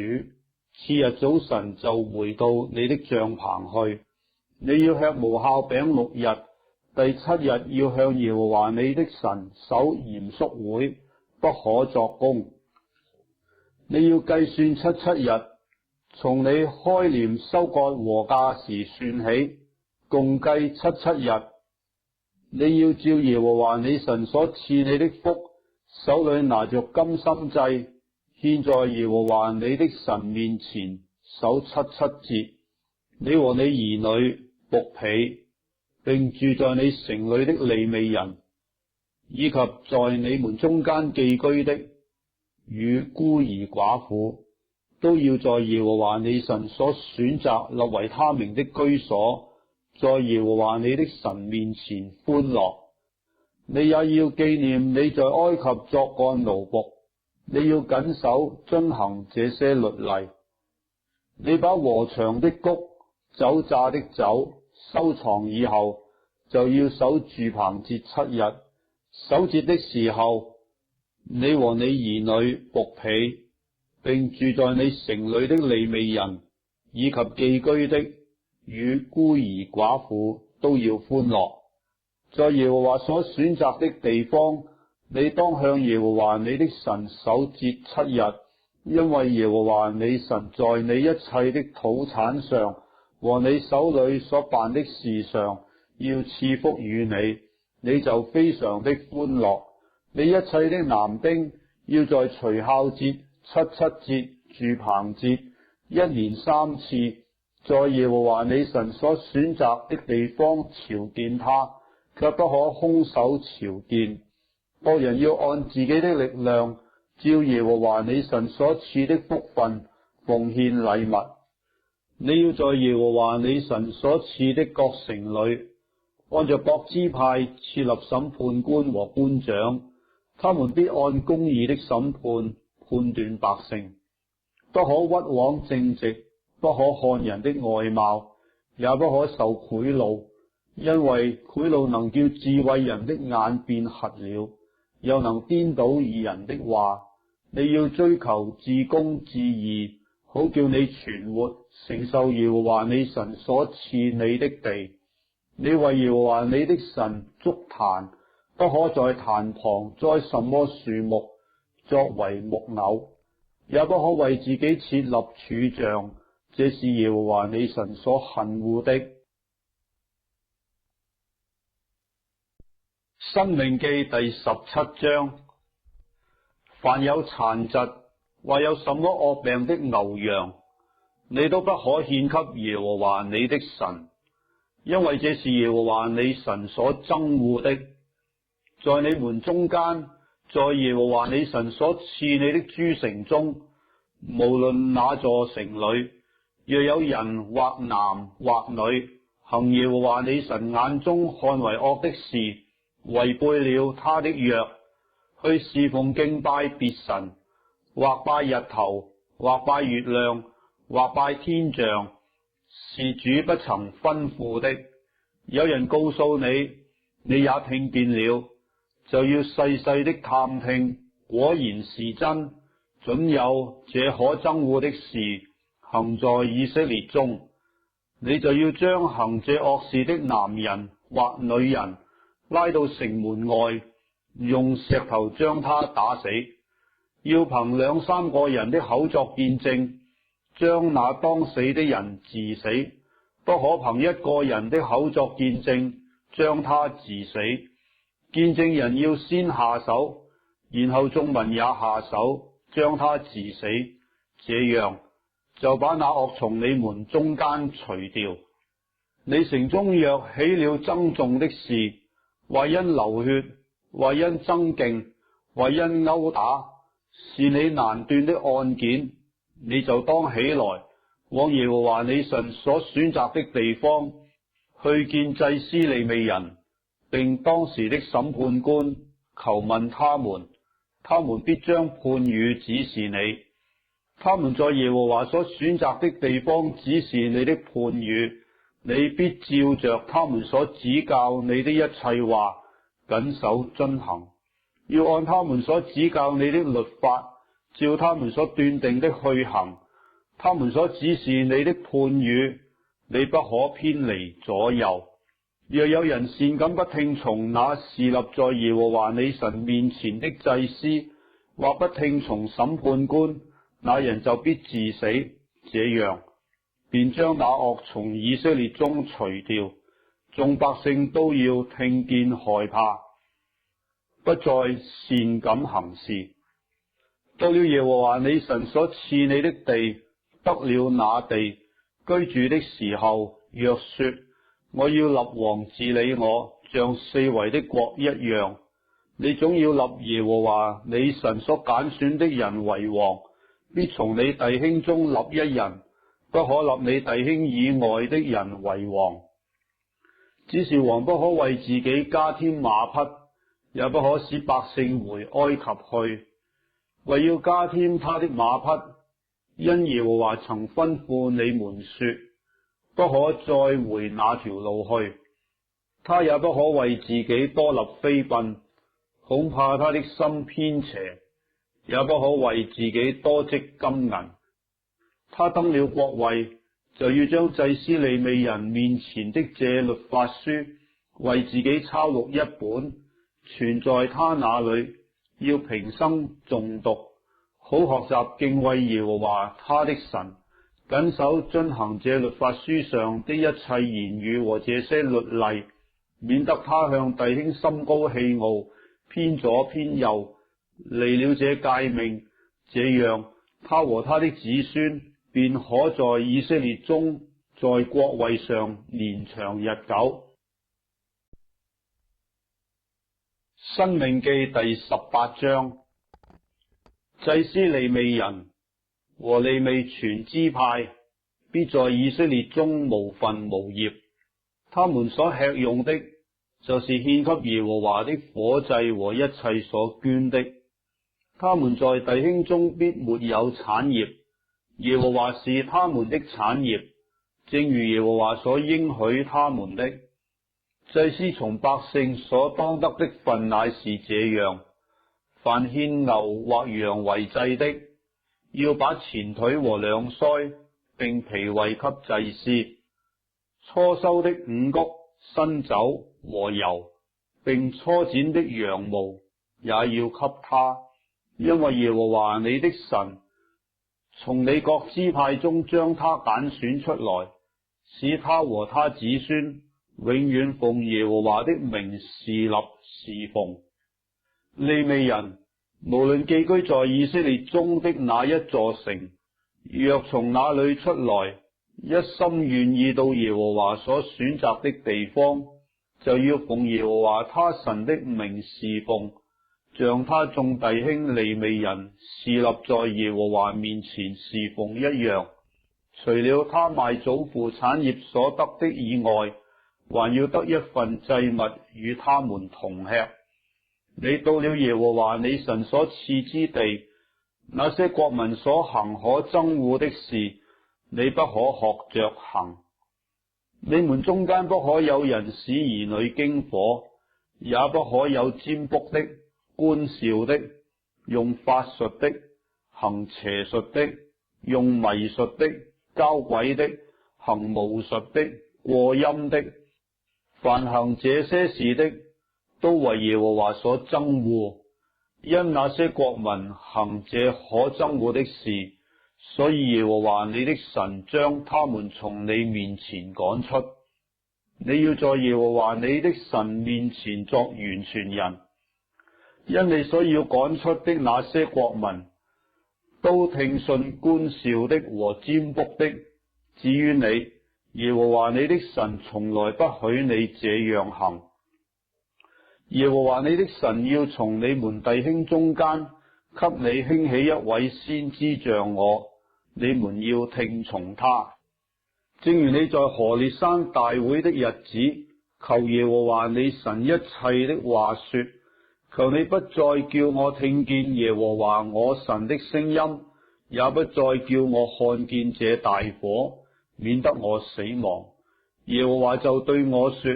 他們所說的是，我必在他們弟兄中間給他們興起一位先知像你，我要將當說的話傳給他，他要將我一切所吩咐的都傳給他們。誰不聽他奉我名所說的話，我必討誰的罪。若有先知擅敢託我的名，說我所未曾吩咐他說的話，或是奉別神的名說話，那先知就必治死。你心裏若說，耶和華所未曾吩咐的話，我們怎能知道呢？先知託耶和華的名說話，所說的若不成就，也無效驗。這就是耶和華所未曾吩咐的，是那先知擅自說的。你不要怕他。申命記第19章。耶和華你神將列國之民剪除的時候，耶和華你神也將他們的地賜給你，你接着住他們的城邑，並他們的房屋，就要在耶和華你神所賜你為業的地上分定3座城，要將耶和華你神使你承受為業的地分為3段，又要預備道路，使誤殺人的都可以逃到那裏去。誤殺人的逃到那裏可以存活。定例乃是這樣：凡素無仇恨、無心殺了人的，就如人與鄰舍同入樹林砍伐樹木，手拿斧子一砍，本想砍下樹木，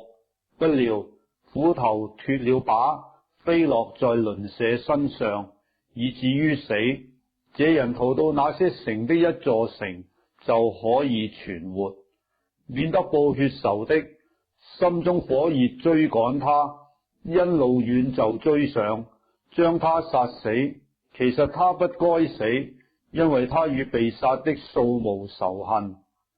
所以我吩咐你說，要分定3座城。耶和華你神若照他向你列祖所起的誓，擴張你的境界，將所應許賜你列祖的地全然給你，你若謹守遵行我今日所吩咐的這一切誡命，愛耶和華你的神，常常遵行他的道，就要在這3座城之外再添3座城，免得無辜之人的血流在耶和華你神所賜你為業的地上，流血的罪就歸於你。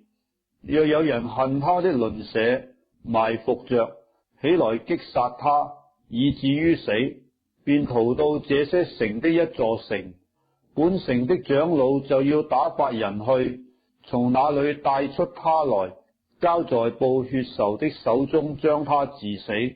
你眼不可顧惜他，卻要從以色列中除掉流無辜血的罪，使你可以得福。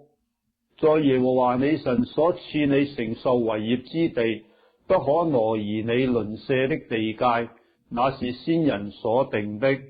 人無論犯什麼罪，作什麼惡，不可憑一個人的口作見證，總要憑兩三個人的口作見證，才可定案。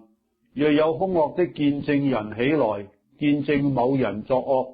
這兩個爭訟的人就要站在耶和華面前，和當時的祭司並審判官面前。審判官要細細的查究，若見證人果然是作假見證的，以假見證陷害弟兄，你們就要待他如同他想要待的弟兄，這樣就把那惡從你們中間除掉。別人聽見都要害怕，就不敢在你們中間再行這樣的惡了。你眼不可顧惜，要以命償命，以眼還眼，以牙還牙，以手還手，以腳還腳。申命記第20章。你出去與仇敵爭戰的時候，看見馬匹、車輛，並有比你多的人民，不要怕他們，因為領你出埃及地的耶和華你神與你同在。你們將要上陣的時候，祭司要到百姓面前宣告，說：以色列人啊，你們當聽，你們今日將要與仇敵爭戰，不要膽怯，不要懼怕戰驚，也不要因他們驚恐，因為耶和華你們的神與你們同去，要為你們與仇敵爭戰，拯救你們。官長也要對百姓宣告說：誰建造房屋尚未奉獻，他可以回家去，恐怕他陣亡，別人去奉獻。誰種葡萄園尚未用所結的果子，他可以回家去，恐怕他陣亡，別人去用。誰聘定了妻尚未迎娶，他可以回家去，恐怕他陣亡，別人去娶。官長又要對百姓宣告說：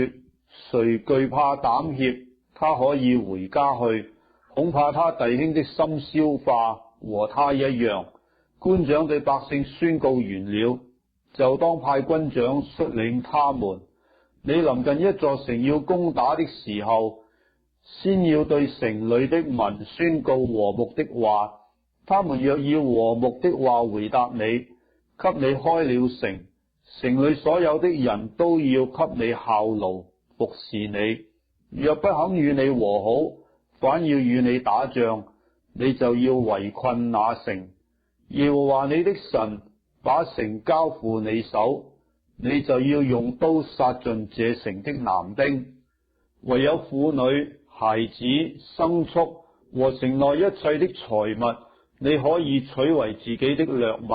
耶和華你神把你仇敵的財物賜給你，你可以吃用。離你甚遠的各城，不是這些國民的城，你都要這樣待他。但這些國民的城，耶和華你神既賜你為業，其中凡有氣息的，一個不可存留。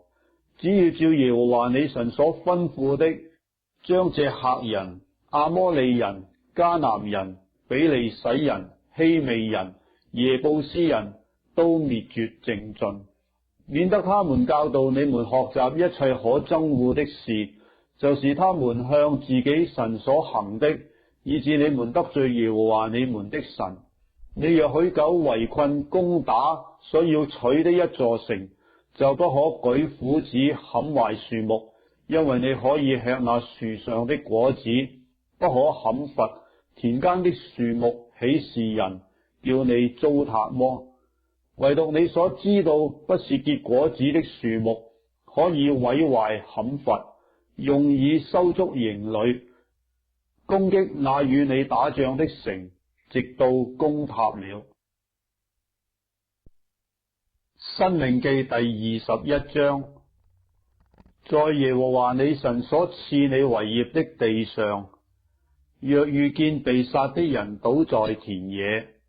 不知道是誰殺的，長老和審判官就要出去，從被殺的人那裏量起，直量到四圍的城邑，看那城離被殺的人最近，那城的長老就要從牛群中取一隻未曾耕地、未曾負軛的母牛犢，把母牛犢牽到流水未曾耕種的山谷去，在谷中打折母牛犢的頸項。祭司利未的子孫要近前來，因為耶和華你的神揀選了他們侍奉他，奉耶和華的名祝福。所有爭訟毆打的事，都要憑他們判斷。那城的眾長老，就是離被殺的人最近的，要在那山谷中，在所打折頸項的母牛犢以上洗手，禱告，原文作回答，說：我們的手未曾流這人的血，我們的眼也未曾看見這事。耶和華，求你赦免你所救贖的以色列民，不要使流無辜血的罪歸在你的百姓以色列中間，這樣流血的罪必得赦免。你行耶和華眼中看為正的事，就可以從你們中間除掉流無辜血的罪。你出去與仇敵爭戰的時候，耶和華你的神將他們交在你手中，你就擄了他們去。若在被擄的人中見有美貌的女子，戀慕她，要娶她為妻，就可以領她到你家裏去，她便要剃頭髮、修指甲，脫去被擄時所穿的衣服，住在你家裏哀哭父母一個整月，然後可以與她同房，你作她的丈夫，她作你的妻子。後來你若不喜悅她，就要由她隨意出去，決不可為錢賣她，也不可當婢女待她，因為你玷污了她。人若有二妻，一為所愛，一為所惡，所愛的所惡的都給他生了兒子，但長子是所惡之妻生的。到了把產業分給兒子承受的時候，不可將所愛之妻生的兒子立為長子，在所惡之妻生的兒子以上，卻要認所惡之妻生的兒子為長子，將產業多加一份給他，因這兒子是他力量強壯的時候生的，長子的名分本當歸他。人若有頑梗悖逆的兒子，不聽從父母的話，他們雖懲治他，他仍不聽從，父母就要抓住他，將他帶到本地的城門，本城的長老那裏，對長老說：我們這兒子頑梗悖逆，不聽從我們的話，是貪食好酒的人。本城的眾人就要用石頭將他打死，這樣就把那惡從你們中間除掉。以色列眾人都要聽見害怕。人若犯該死的罪，被治死了，你將他掛在木頭上，他的屍首不可留在木頭上過夜，必要當日將他葬埋，免得玷污了耶和華你神所賜你為業之地，因為被掛的人是在神面前受咒詛的。申命記第22章。你若看見弟兄的牛或羊失迷了路，不可佯為不見，總要把他牽回來交給你的弟兄。你弟兄若離你遠，或是你不認識他，就要牽到你家去，留在你那裏，等你弟兄來尋找，就還給他。你的弟兄無論失落什麼，或是驢，或是衣服，你若遇見，都要這樣行，不可佯為不見。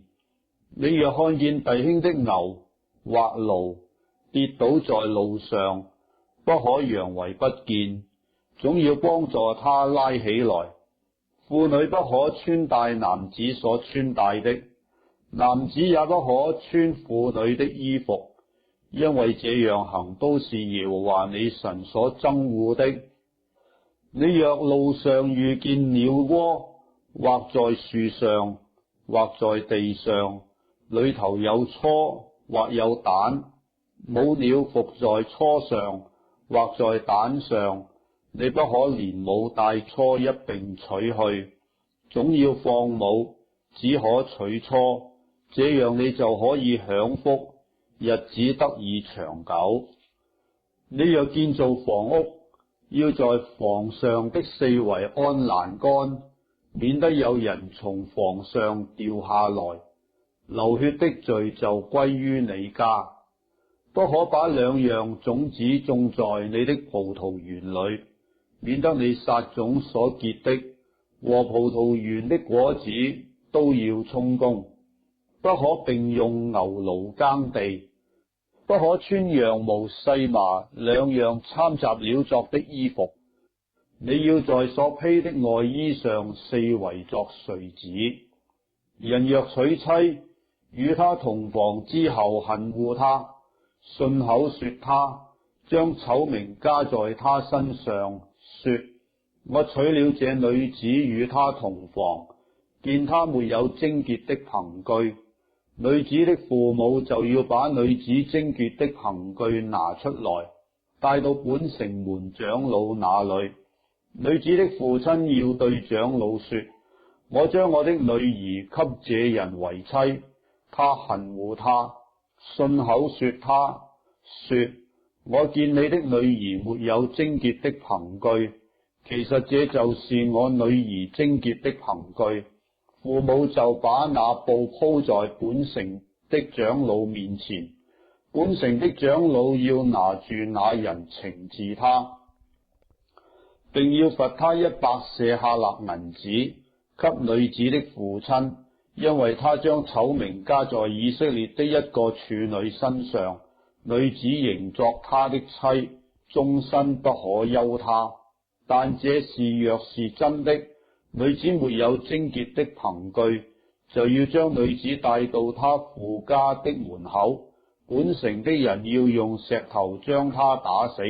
因為她在父家行了淫亂，在以色列中作了醜事。這樣就把那惡從你們中間除掉。若遇見人與有丈夫的婦人行淫，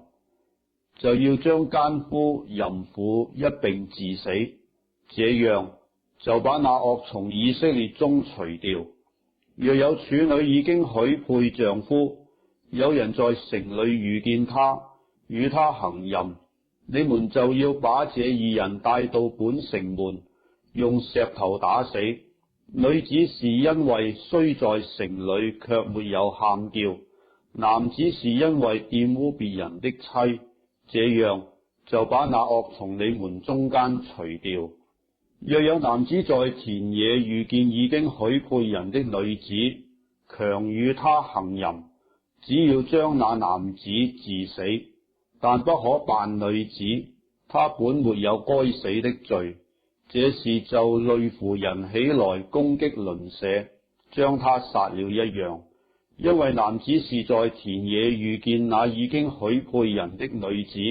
女子喊叫，並無人救他。若有男子遇見沒有許配人的處女，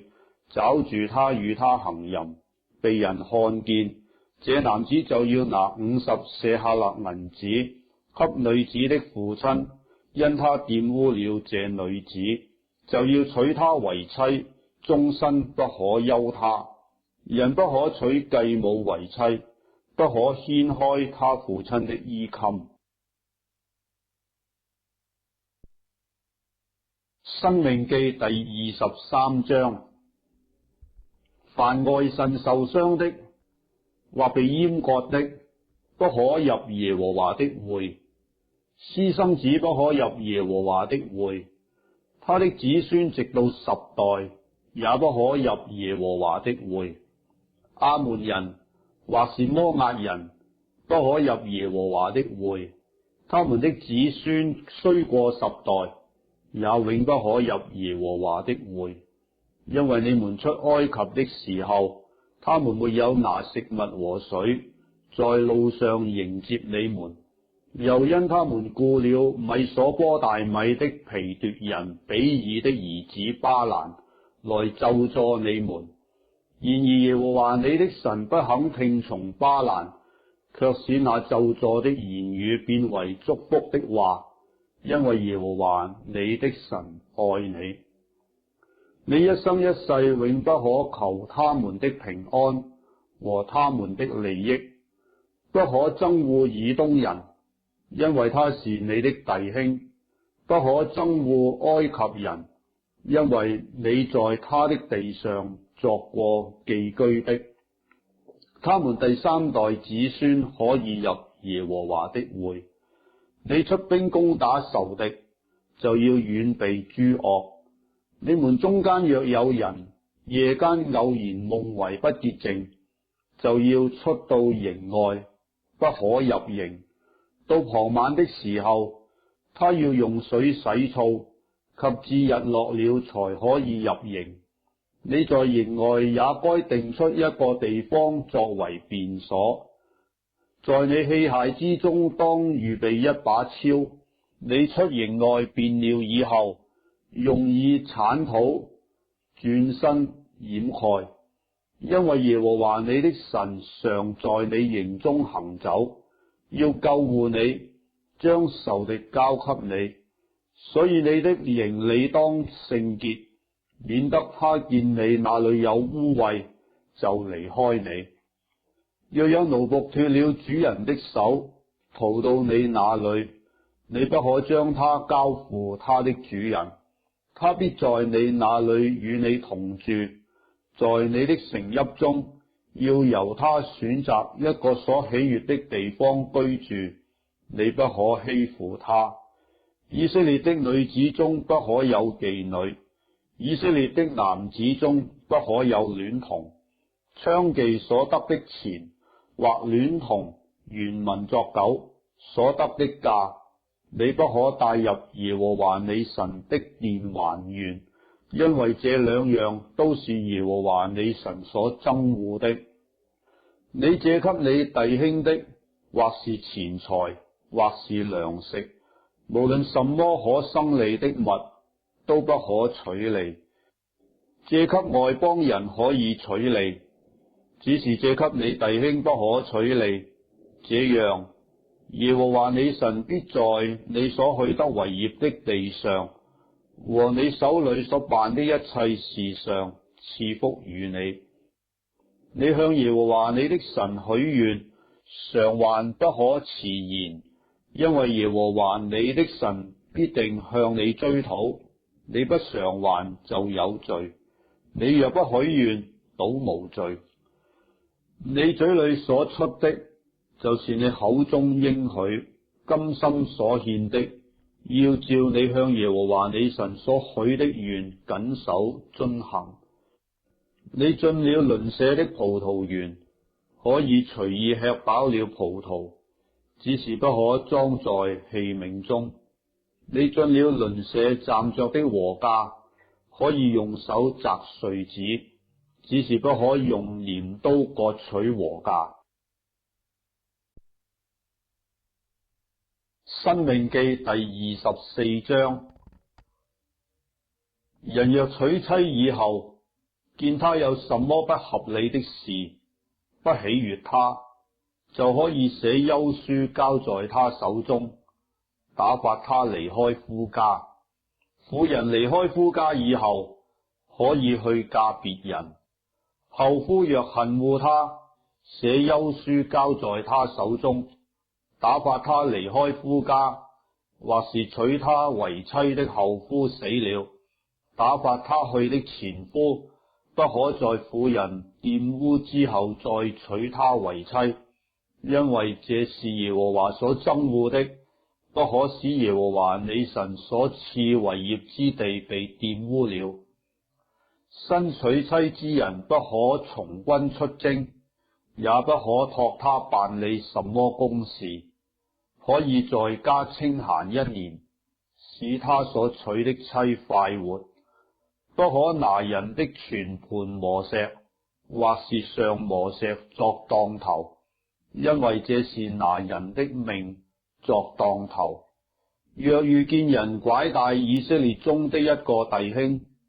當奴才待他，或是賣了他，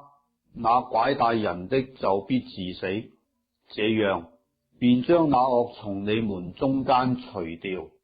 在大麻風的災病上，你們要謹慎，照祭司利未人一切所指教你們的，留意遵行。我怎樣吩咐他們，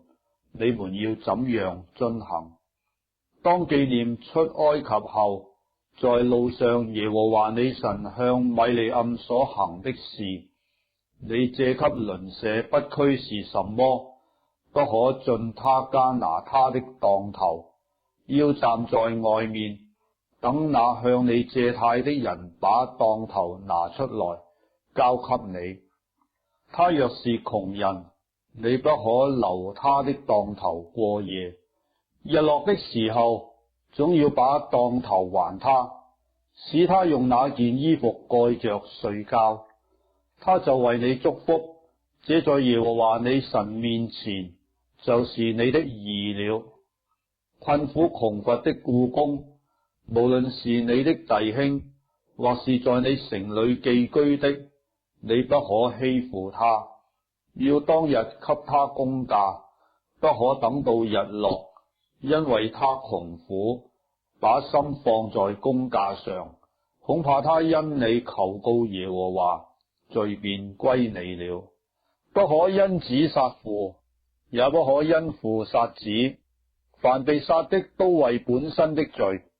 你不可向寄居的和孤兒屈枉正直，也不可拿寡婦的衣裳作當頭。要紀念你在埃及作過奴僕，耶和華你的神從那裏將你救贖，所以我吩咐你這樣行。你在田間收割莊稼，若忘下一捆，不可回去再取，要留給寄居的與孤兒寡婦。這樣，耶和華你神必在你手裏所辦的一切事上賜福與你。你打橄欖樹，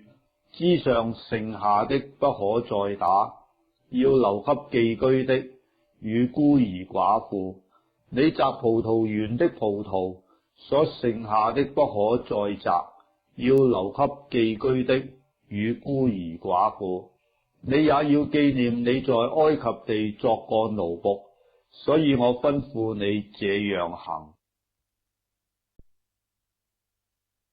申命記第25章。人若有爭訟，來聽審判，審判官就要定義人有理，定惡人有罪。惡人若該受責打，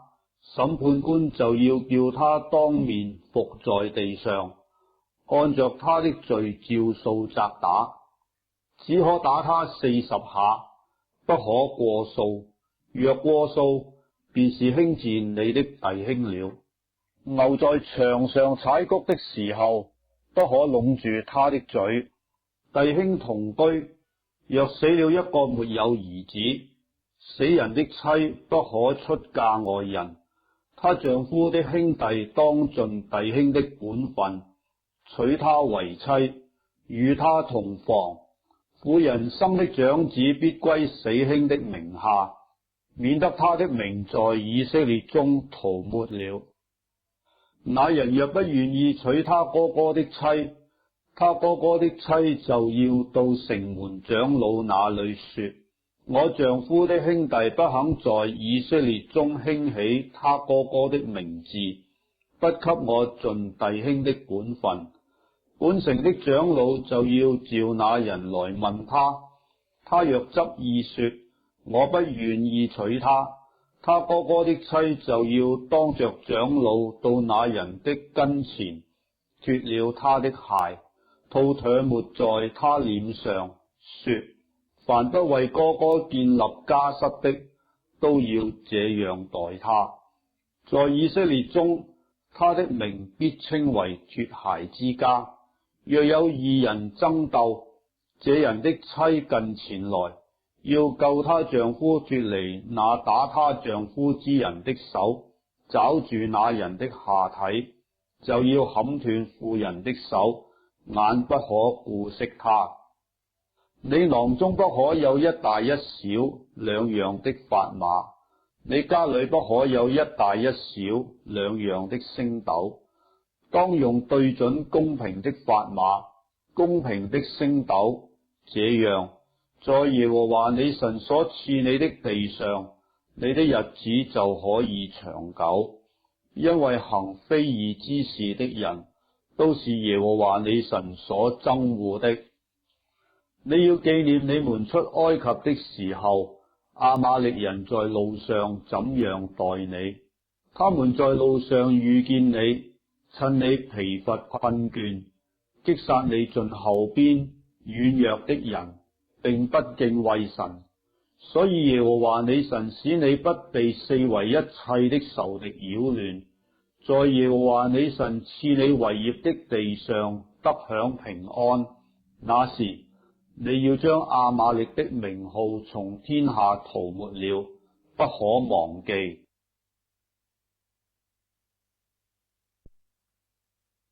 申命記第26章。你進去得了耶和華你神所賜你為業之地居住，就要從耶和華你神賜你的地上，將所收的各種初熟的土產取些來，盛在筐子裏，往耶和華你神所選擇要立為他名的居所去。見當時作祭司的，對他說：我今日向耶和華你神明認我已來到耶和華向我們列祖起誓應許賜給我們的地。祭司就從你手裏取過筐子來，放在耶和華你神的壇前。你要在耶和華你神面前說：我祖原是一個將亡的亞蘭人，下到埃及寄居，他人口稀少，在那裏卻成了又大又強、人數很多的國民。埃及人惡待我們，苦害我們，將苦工加在我們身上。於是我們哀求耶和華我們列祖的神。耶和華聽見我們的聲音，看見我們所受的困苦、勞碌、欺壓，他就用大能的手和伸出來的膀臂，並大可畏的事與神蹟奇事，領我們出了埃及，將我們領進這地方，把這流奶與蜜之地賜給我們。耶和華，現在我把你所賜給我地上初熟的土產奉了來，隨後你要把筐子放在耶和華你神面前，向耶和華你的神下拜。你和利未人，並在你們中間寄居的，要因耶和華你神所賜你和你家的一切福分歡樂。每逢3年，就是10分取一之年，你取完了一切土產的1/10，要分給利未人和寄居的與孤兒寡婦，使他們在你城中可以吃得飽足。你又要在耶和華你神面前說：我已將聖物從我家裏拿出來，給了利未人和寄居的與孤兒寡婦，是照你所吩咐我的一切命令。你的命令我都沒有違背，也沒有忘記。我守喪的時候沒有吃這聖物，不潔淨的時候也沒有拿出來，又沒有為死人送去。我聽從了耶和華我神的話，都照你所吩咐的行了。求你從天上你的聖所垂看，賜福給你的百姓以色列，與你所賜給我們的地，就是你向我們列祖起誓賜我們流奶與蜜之地。耶和華你的神今日吩咐你行這些律例典章，所以你要盡心盡性謹守遵行。你今日認耶和華為你的神，應許遵行他的道，謹守他的律例誡命典章，聽從他的話。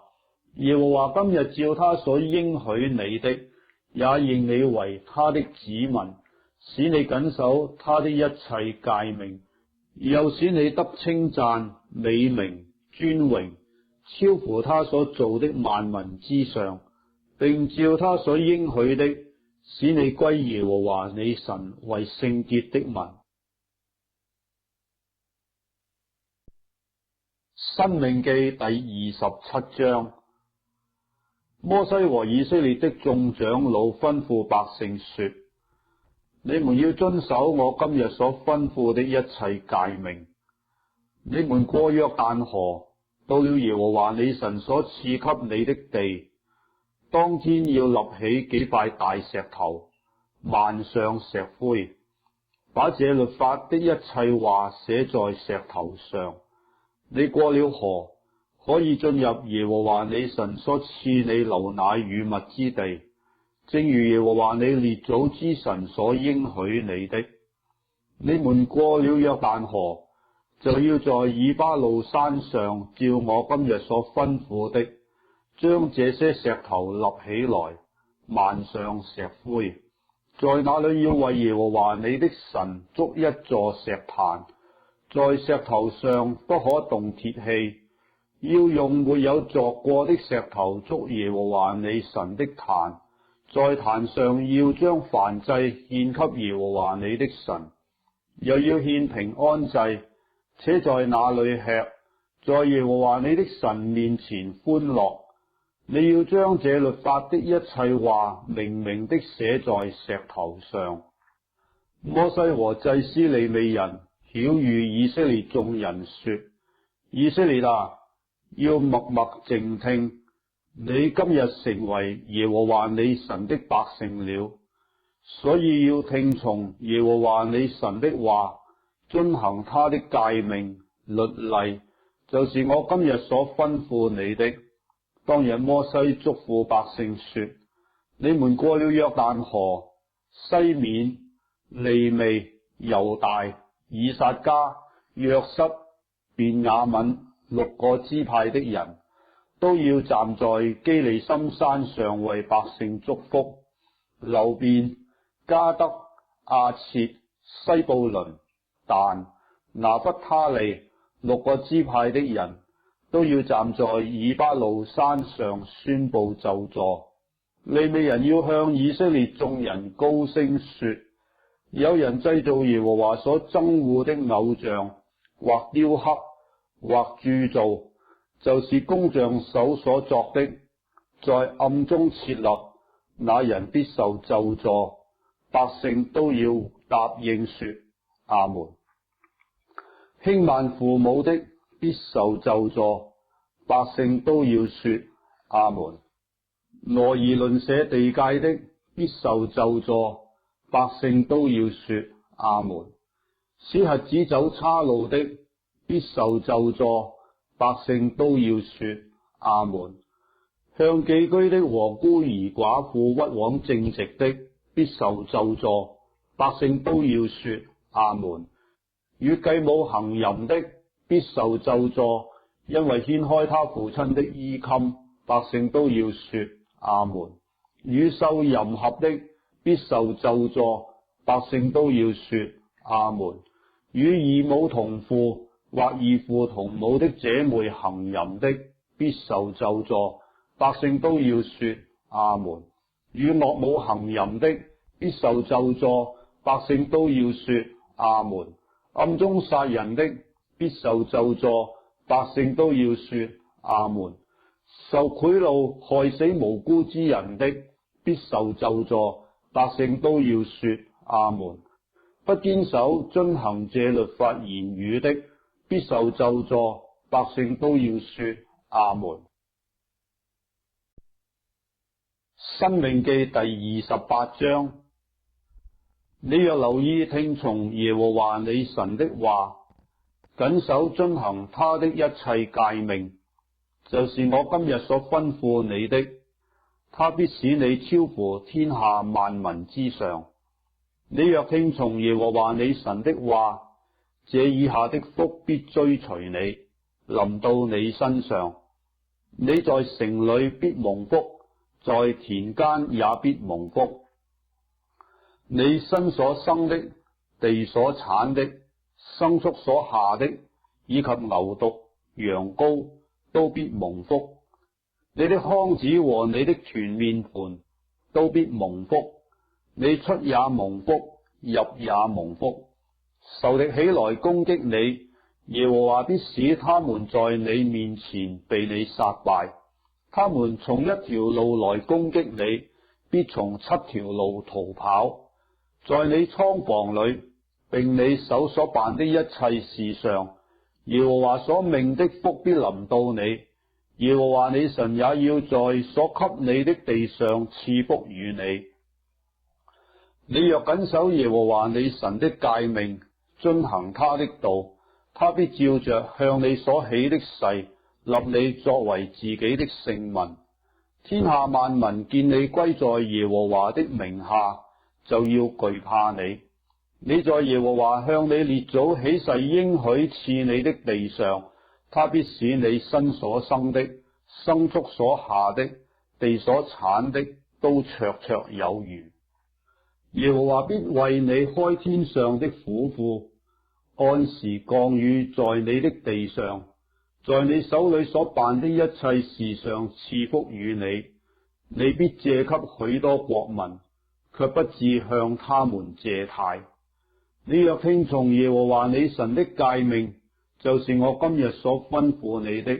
謹守遵行，不偏左右，也不隨從侍奉別神，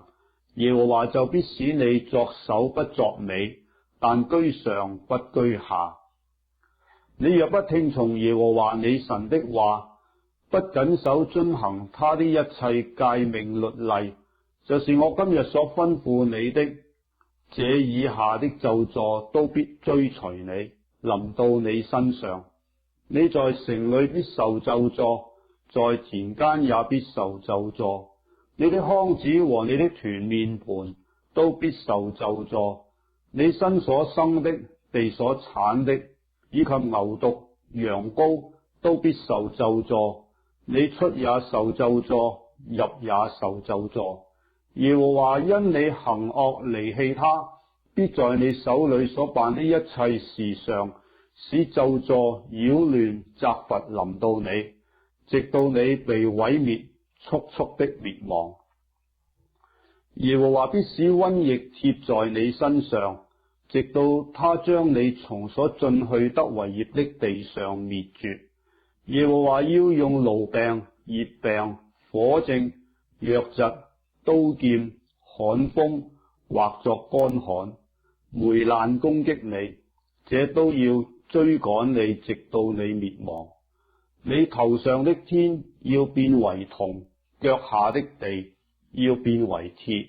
耶和華要使那降在你地上的雨變為塵沙，從天臨在你身上，直到你滅亡。耶和華必使你敗在仇敵面前，你從一條路去攻擊他們，必從7條路逃跑。你必在天下萬國中拋來拋去，你的屍首必給空中的飛鳥和地上的走獸作食物，並無人控趕。耶和華必用埃及人的瘡並痔瘡、牛皮癬與疥攻擊你，使你不能醫治。耶和華必用癲狂、眼核、心經攻擊你，你必在午間摸索，好像瞎子在暗中摸索一樣。你所行的必不亨通，時常遭遇欺壓、搶奪，無人搭救。你聘定了妻，別人必與他同房。你建造房屋，不得住在其內。你栽種葡萄園，也不得用其中的果子。你的牛在你眼前宰了，你必不得吃他的肉。你的驢在你眼前被搶奪，不得歸還。你的羊歸了仇敵，無人搭救。你的兒女必歸於別國的民。你的眼目終日切望，甚至失明。你手中無力拯救。你的土產和你勞碌得來的，必被你所不認識的國民吃盡。你時常被欺負，受壓制，甚至你因眼中所看見的，必致瘋狂。耶和華必攻擊你，使你膝上、腿上，從腳掌到頭頂，長毒瘡無法醫治。耶和華必將你和你所立的王，領到你和你列祖素不認識的國去，在那裏你必侍奉木頭石頭的神。你在耶和華領你到的國中，要令人驚駭、笑談、譏誚。你帶到田間的種子雖多，收進來的卻少，因為被蝗蟲吃了。你栽種修理葡萄園，卻不得收葡萄，也不得喝葡萄酒，因為被蟲子吃了。你全境有橄欖樹，卻不得其油抹身，因為樹上的橄欖不熟自落了。你生兒養女，卻不算是你的，因為必被擄去。你所有的樹木和你地裏的出產，必被蝗蟲所吃。在你中間寄居的，必漸漸上升，比你高而又高；你必漸漸下降，低而又低。他必借給你，你卻不能借給他；他必作首，你必作尾。這一切咒詛必追隨你，趕上你，直到你滅亡，因為你不聽從耶和華你神的話，不遵守他所吩咐的誡命律例。這些咒詛必在你和你後裔的身上成為異蹟、奇事，直到永遠。因為你富有的時候，不歡心樂意的侍奉耶和華你的神，所以你必在飢餓、乾渴、赤露、缺乏之中，侍奉耶和華所打發來攻擊你的仇敵。他必把鐵軛加在你的頸項上，直到將你滅絕。耶和華要從遠方地極大一國的民，如鷹飛來攻擊你。這民的言語你不懂得，這民的面貌兇惡，不顧恤年老的，也不恩待年少的。他們必吃你牲畜所下的，和你地土所產的，直到你滅亡。你的五穀、新酒和油，以及牛犢、羊羔，都不給你留下，直到將你滅絕。他們必將你困在你各城裏，直到你所倚靠高大堅固的城牆都被攻塌。他們必將你困在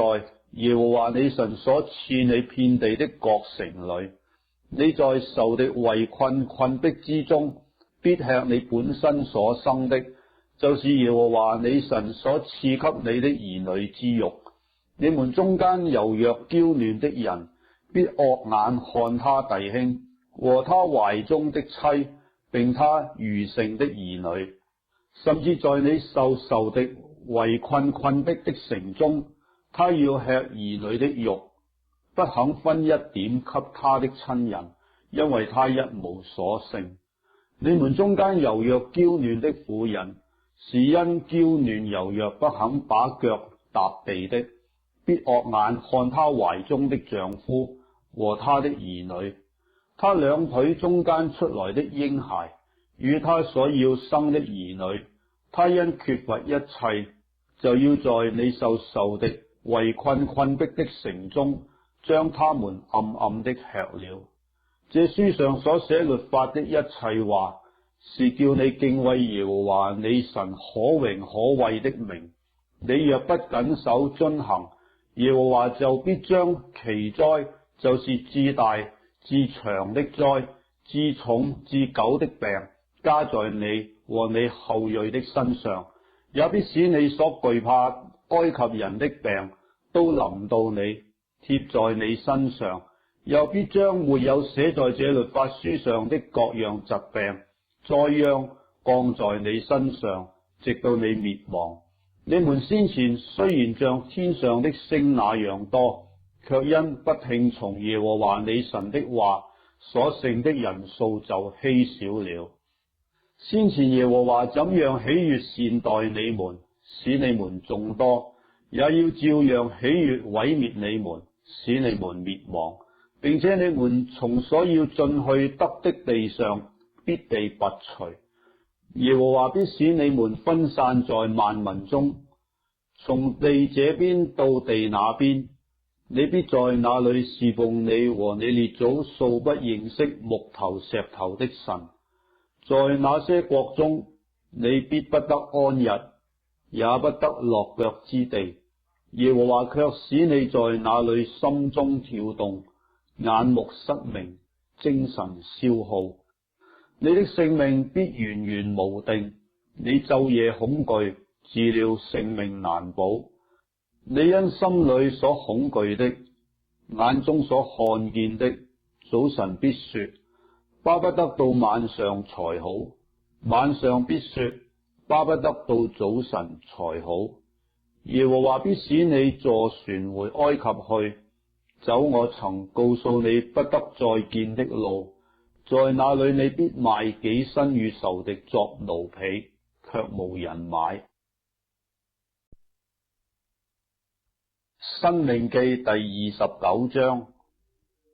這是耶和華在摩押地吩咐摩西與以色列人立約的話，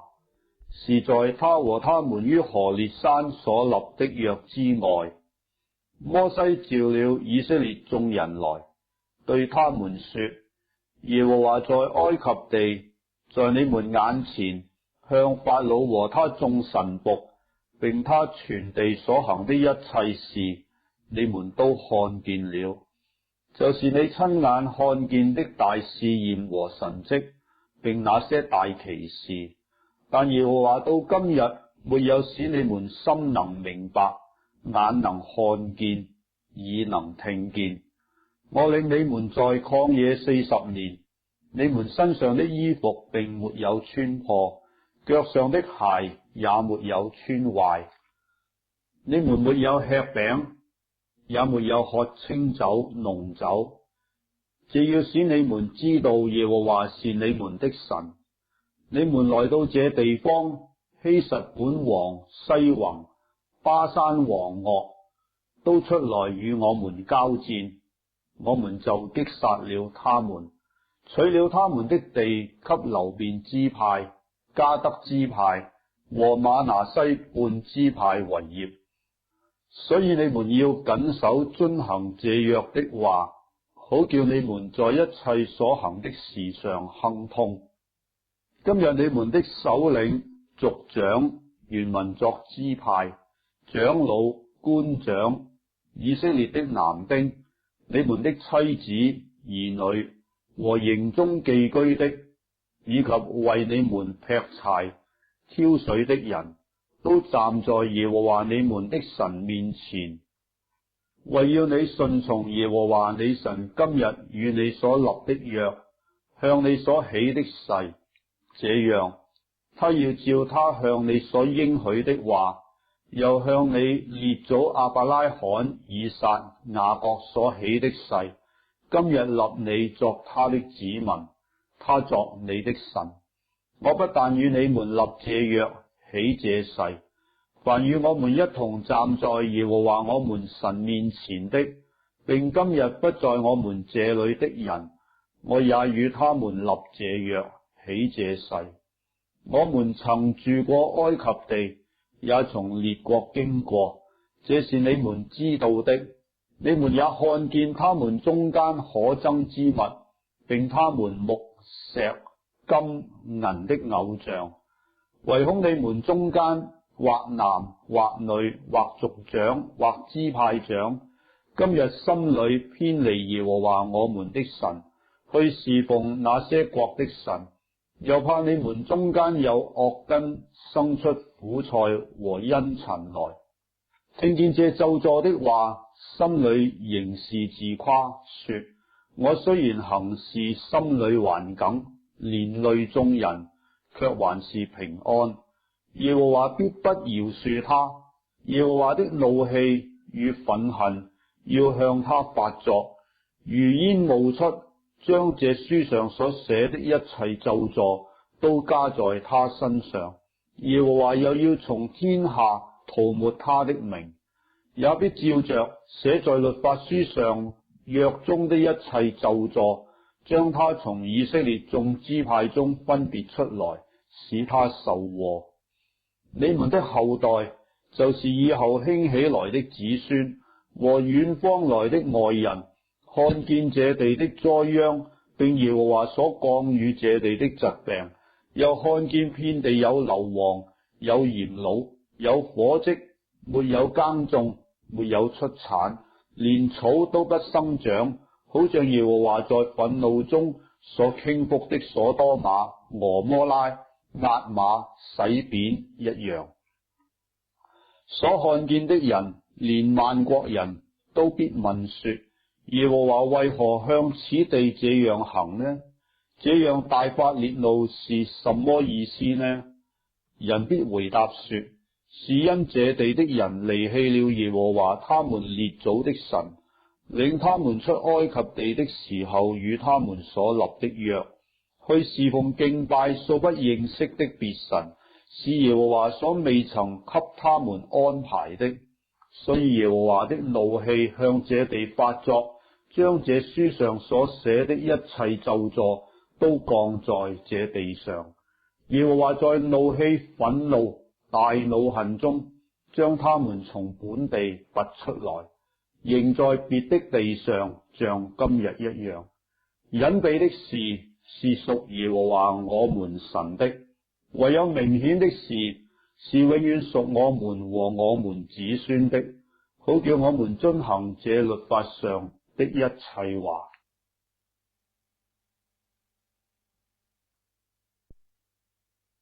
申命記第30章。我所陳明在你面前的這一切咒詛，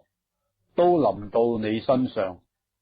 你在耶和華你神追趕你到的萬國中，必心裏追念祝福的話。你和你的子孫若盡心盡性歸向耶和華你的神，照着我今日一切所吩咐的，聽從他的話，那時耶和華你的神必憐恤你，救回你這被擄的子民。耶和華你的神要回轉過來，從分散你到的萬民中，將你招聚回來。你被趕散的人，就是在天涯的，耶和華你的神也必從那裏將你招聚回來。耶和華你的神必領你進入你列祖所得的地，使你可以得着，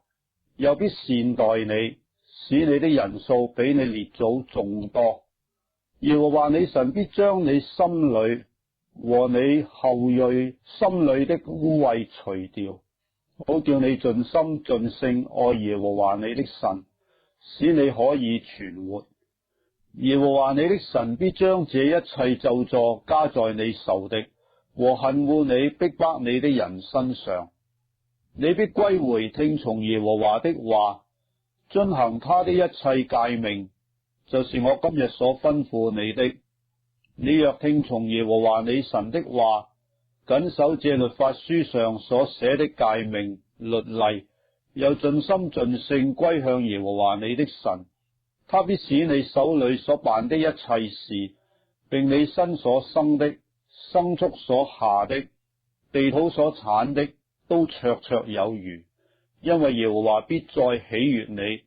降福與你，像從前喜悅你列祖一樣。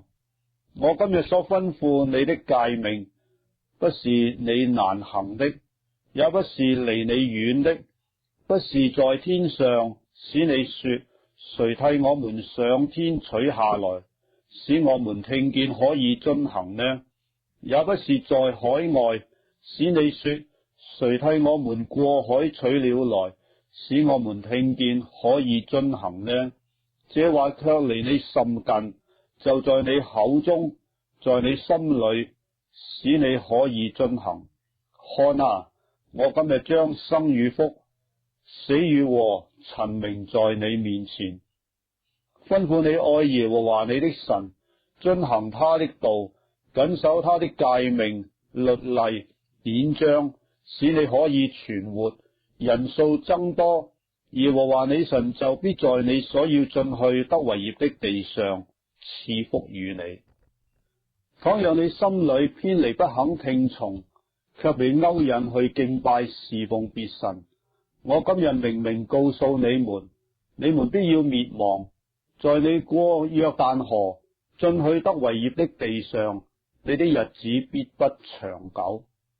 我今日呼天喚地向你作見證，我將生死禍福陳明在你面前，所以你要揀選生命，使你和你的後裔都得存活。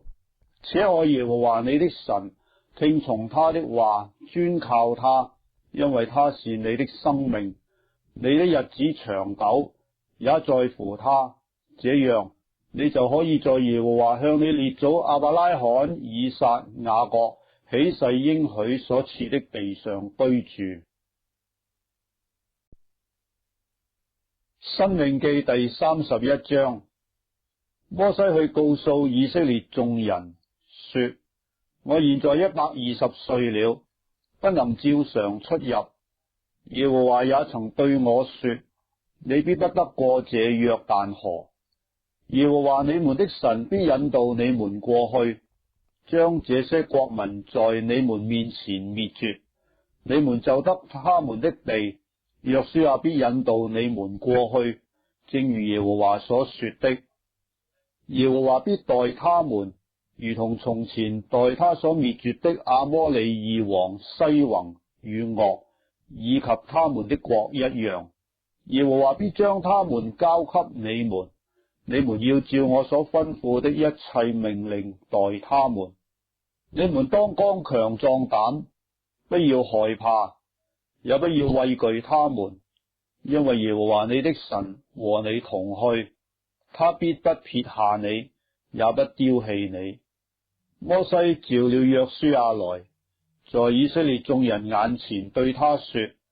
你當剛強壯膽，因為你要和這百姓一同進入耶和華向他們列祖起誓應許所賜之地，你也要使他們承受那地為業。耶和華必在你前面行，他必與你同在，必不撇下你，也不丟棄你。不要懼怕，也不要驚惶。摩西將這律法寫出來，交給抬耶和華約櫃的祭司利未子孫和以色列的眾長老。摩西吩咐他們說：每逢7年的末1年，就在豁免年的定期住棚節的時候，以色列眾人來到耶和華你神所選擇的地方朝見他。那時，你要在以色列眾人面前將這律法念給他們聽，要招聚他們男女孩子並城裏寄居的，使他們聽，使他們學習，好敬畏耶和華你們的神，謹守遵行這律法的一切話，也使他們未曾曉得這律法的兒女得以聽見，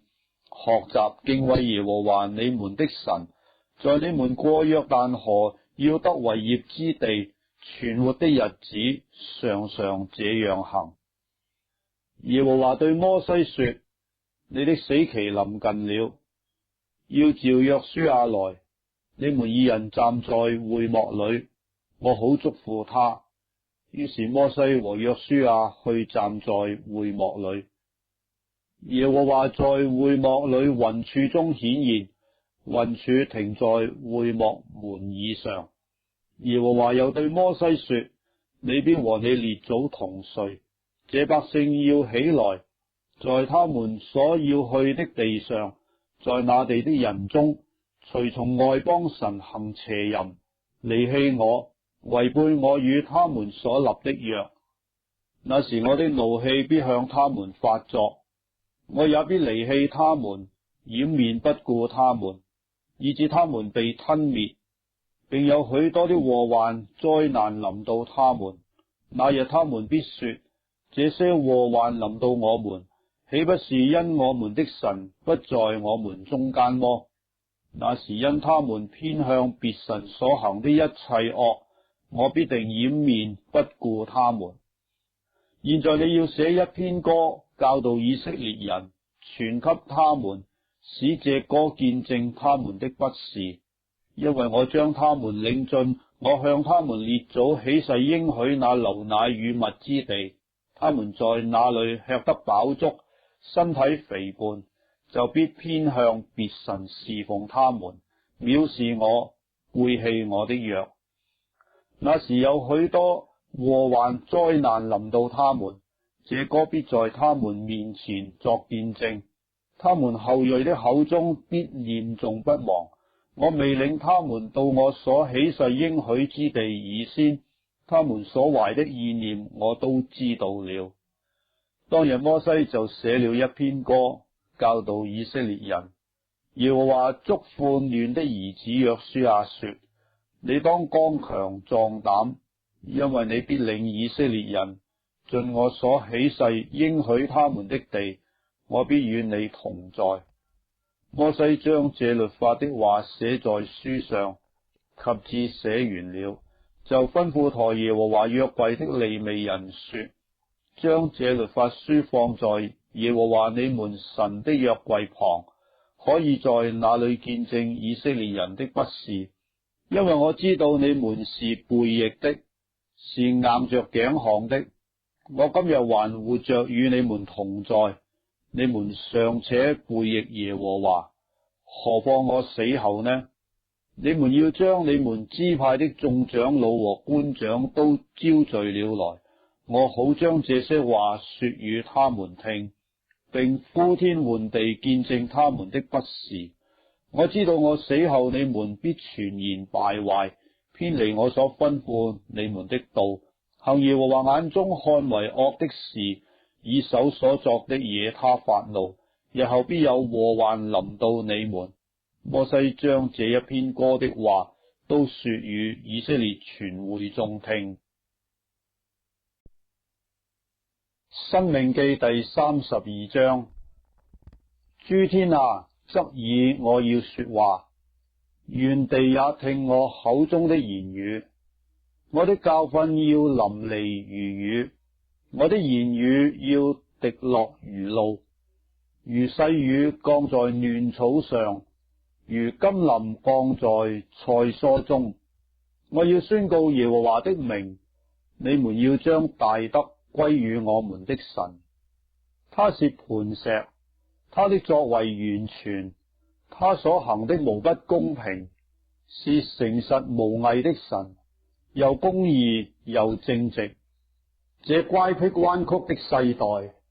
向他行事邪僻，有這弊病，就不是他的兒女。愚昧無知的民啊，你們這樣報答耶和華麼？他豈不是你的父，將你買來的麼？他是製造你、建立你的。你當追想上古之日，思念歷代之年。問你的父親，他必指示你；問你的長者，他必告訴你。至高者將地業賜給列邦，將世人分開，就照以色列人的數目，立定萬民的疆界。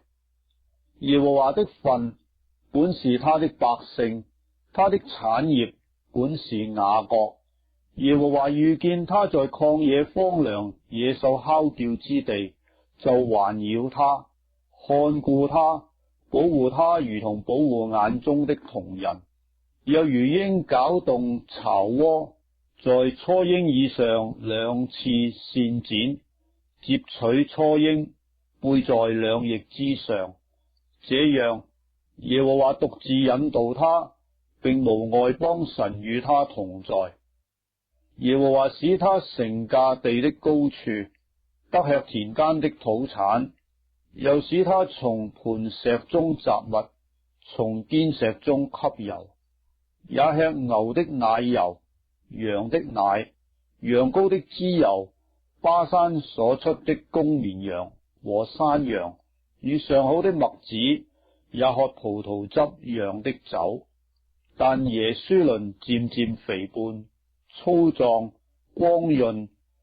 踢跳奔跑，便離棄造他的神，輕看救他的磐石，敬拜別神，觸動神的憤恨，行可憎惡的事，惹了他的怒氣。所祭祀的鬼魔並非真神，乃是素不認識的神，是近來新興的，是你列祖所不畏懼的。你輕忽生你的磐石，忘記產你的神。耶和華看見他的兒女惹動他，就厭惡他們，說：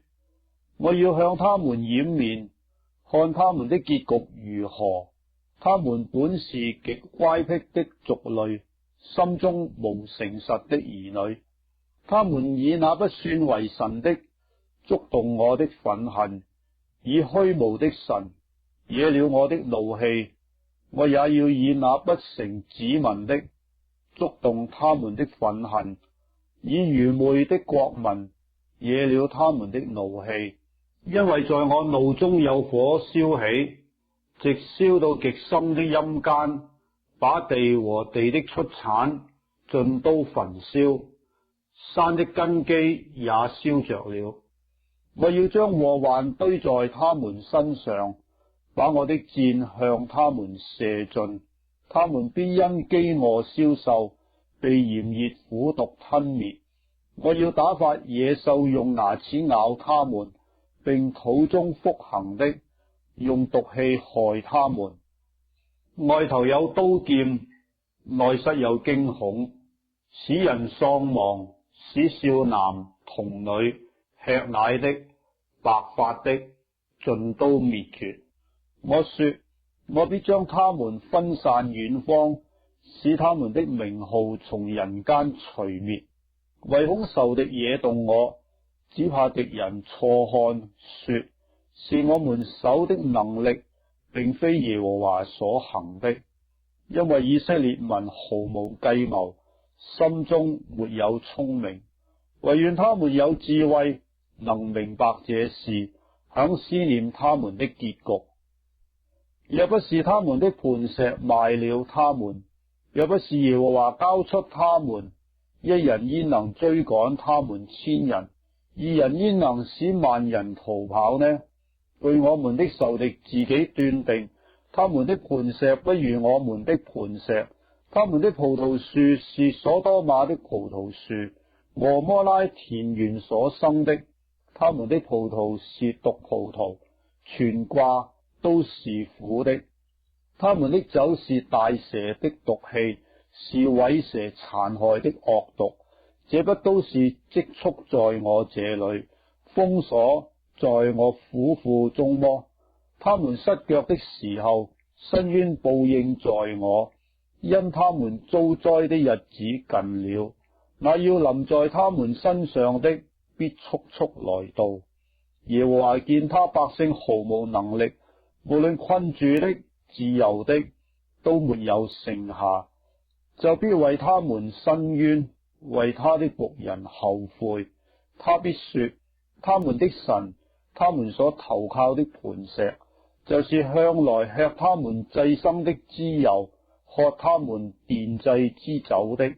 在哪裏呢？他可以興起幫助你們，護衛你們。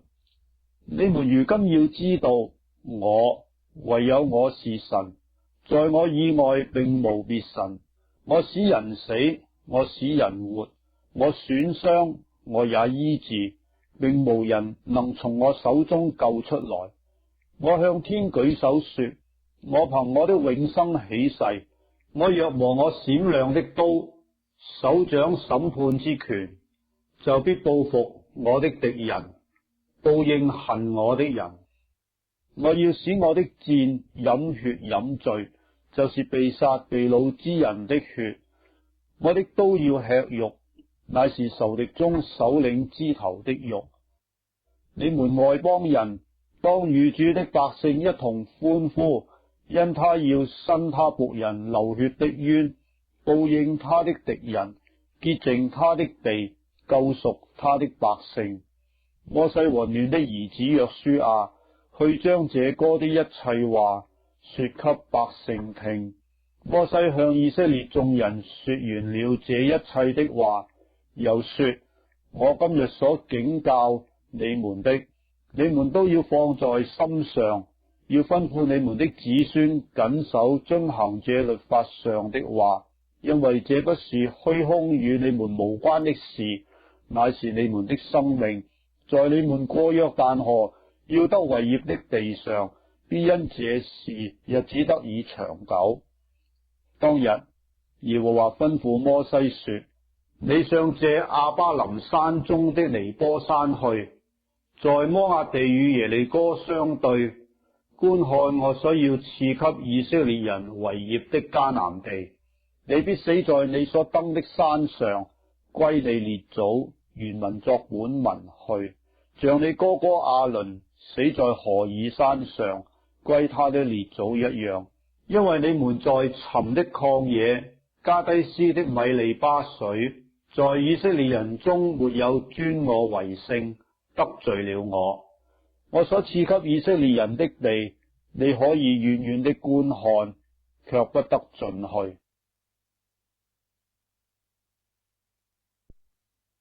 申命記第33章。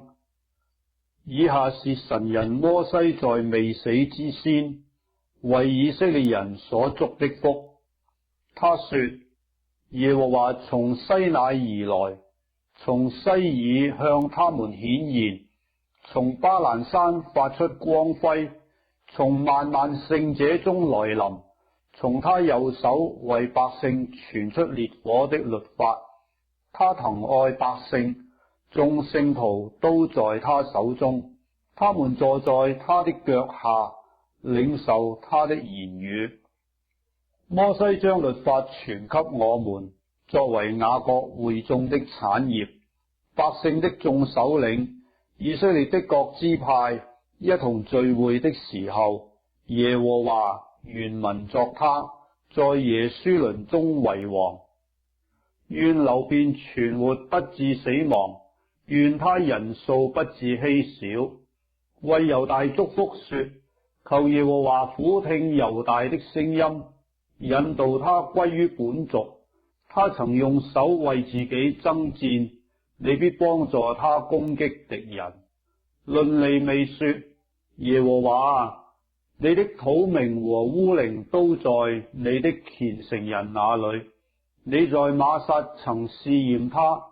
在米利巴水與他爭論。他論自己的父母說：我未曾看見。他也不承認弟兄，也不認識自己的兒女。這是因利未人遵行你的話，謹守你的約。他們要將你的典章教訓雅各，將你的律法教訓以色列。他們要把香焚在你面前，把全牲的燔祭獻在你的壇上。求耶和華降福在他的財物上，悅納他手裏所辦的事。那些起來攻擊他和恨惡他的人，願你刺透他們的腰，使他們不得再起來。論便雅憫說：耶和華所親愛的必同耶和華安然居住，耶和華終日遮蔽他，也住在他兩肩之中。論約瑟說：願他的地蒙耶和華賜福，得天上的寶物、甘露，以及地裏所藏的泉水，得太陽所曬熟的美果，月亮所養成的寶物，得上古之山的至寶，永世之嶺的寶物，得地和其中所充滿的寶物，並住荊棘中上主的喜悅。願這些福都歸於約瑟的頭上，歸於那與弟兄迥別之人的頂上。他為牛群中頭生的，有威嚴，他的角是野牛的角，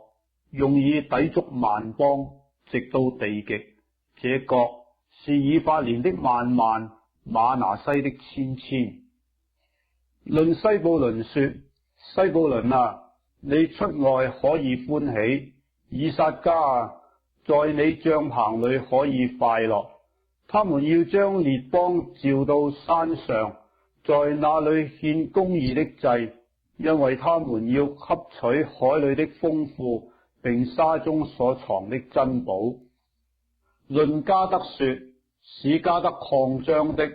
應當稱頌。加得住如母獅，他撕裂膀臂，連頭頂也撕裂。他為自己選擇頭一段地，因在那裏有設立律法者的份存留。他與百姓的首領同來，他施行耶和華的公義和耶和華與以色列所立的典章。論但說：但為小獅子，從巴山跳出來。論拿弗他利說：拿弗他利啊，你足沾恩惠，滿得耶和華的福，可以得西方和南方為業。論亞設說：願亞設享受多子的福樂，得他弟兄的喜悅，可以把腳站在油中。你的門閂畫作鞋，是銅的、鐵的。你的日子如何，你的力量也必如何。耶書崙啊，沒有能比神的，他為幫助你，乘在天空，顯其威榮，駕行穹蒼。永生的神是你的居所，他永久的膀臂在你以下，他在你前面連出仇敵，說：毀滅吧！以色列安然居住，雅各的本源獨居五穀新酒之地，他的天也滴甘露。以色列啊，你是有福的，誰像你這蒙耶和華所拯救的百姓呢？他是你的盾牌，幫助你，是你威榮的刀劍，你的仇敵必投降你，你必踏在他們的高處。申命記第34章。摩西從摩押平原登尼波山，上了那與耶利哥相對的皮斯加山頂。耶和華把基列全地直到但，拿弗他利全地，以法蓮、瑪拿西的地，猶大全地直到西海，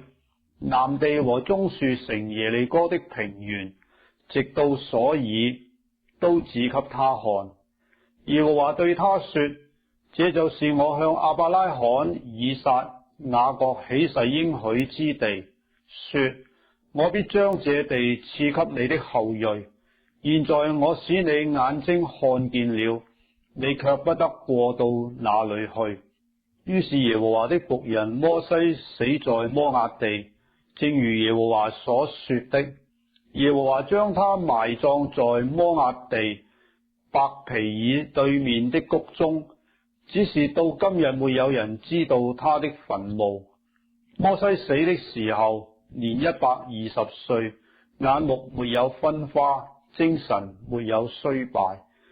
以色列人在摩押平原為摩西哀哭了30日，為摩西居喪哀哭的日子就滿了。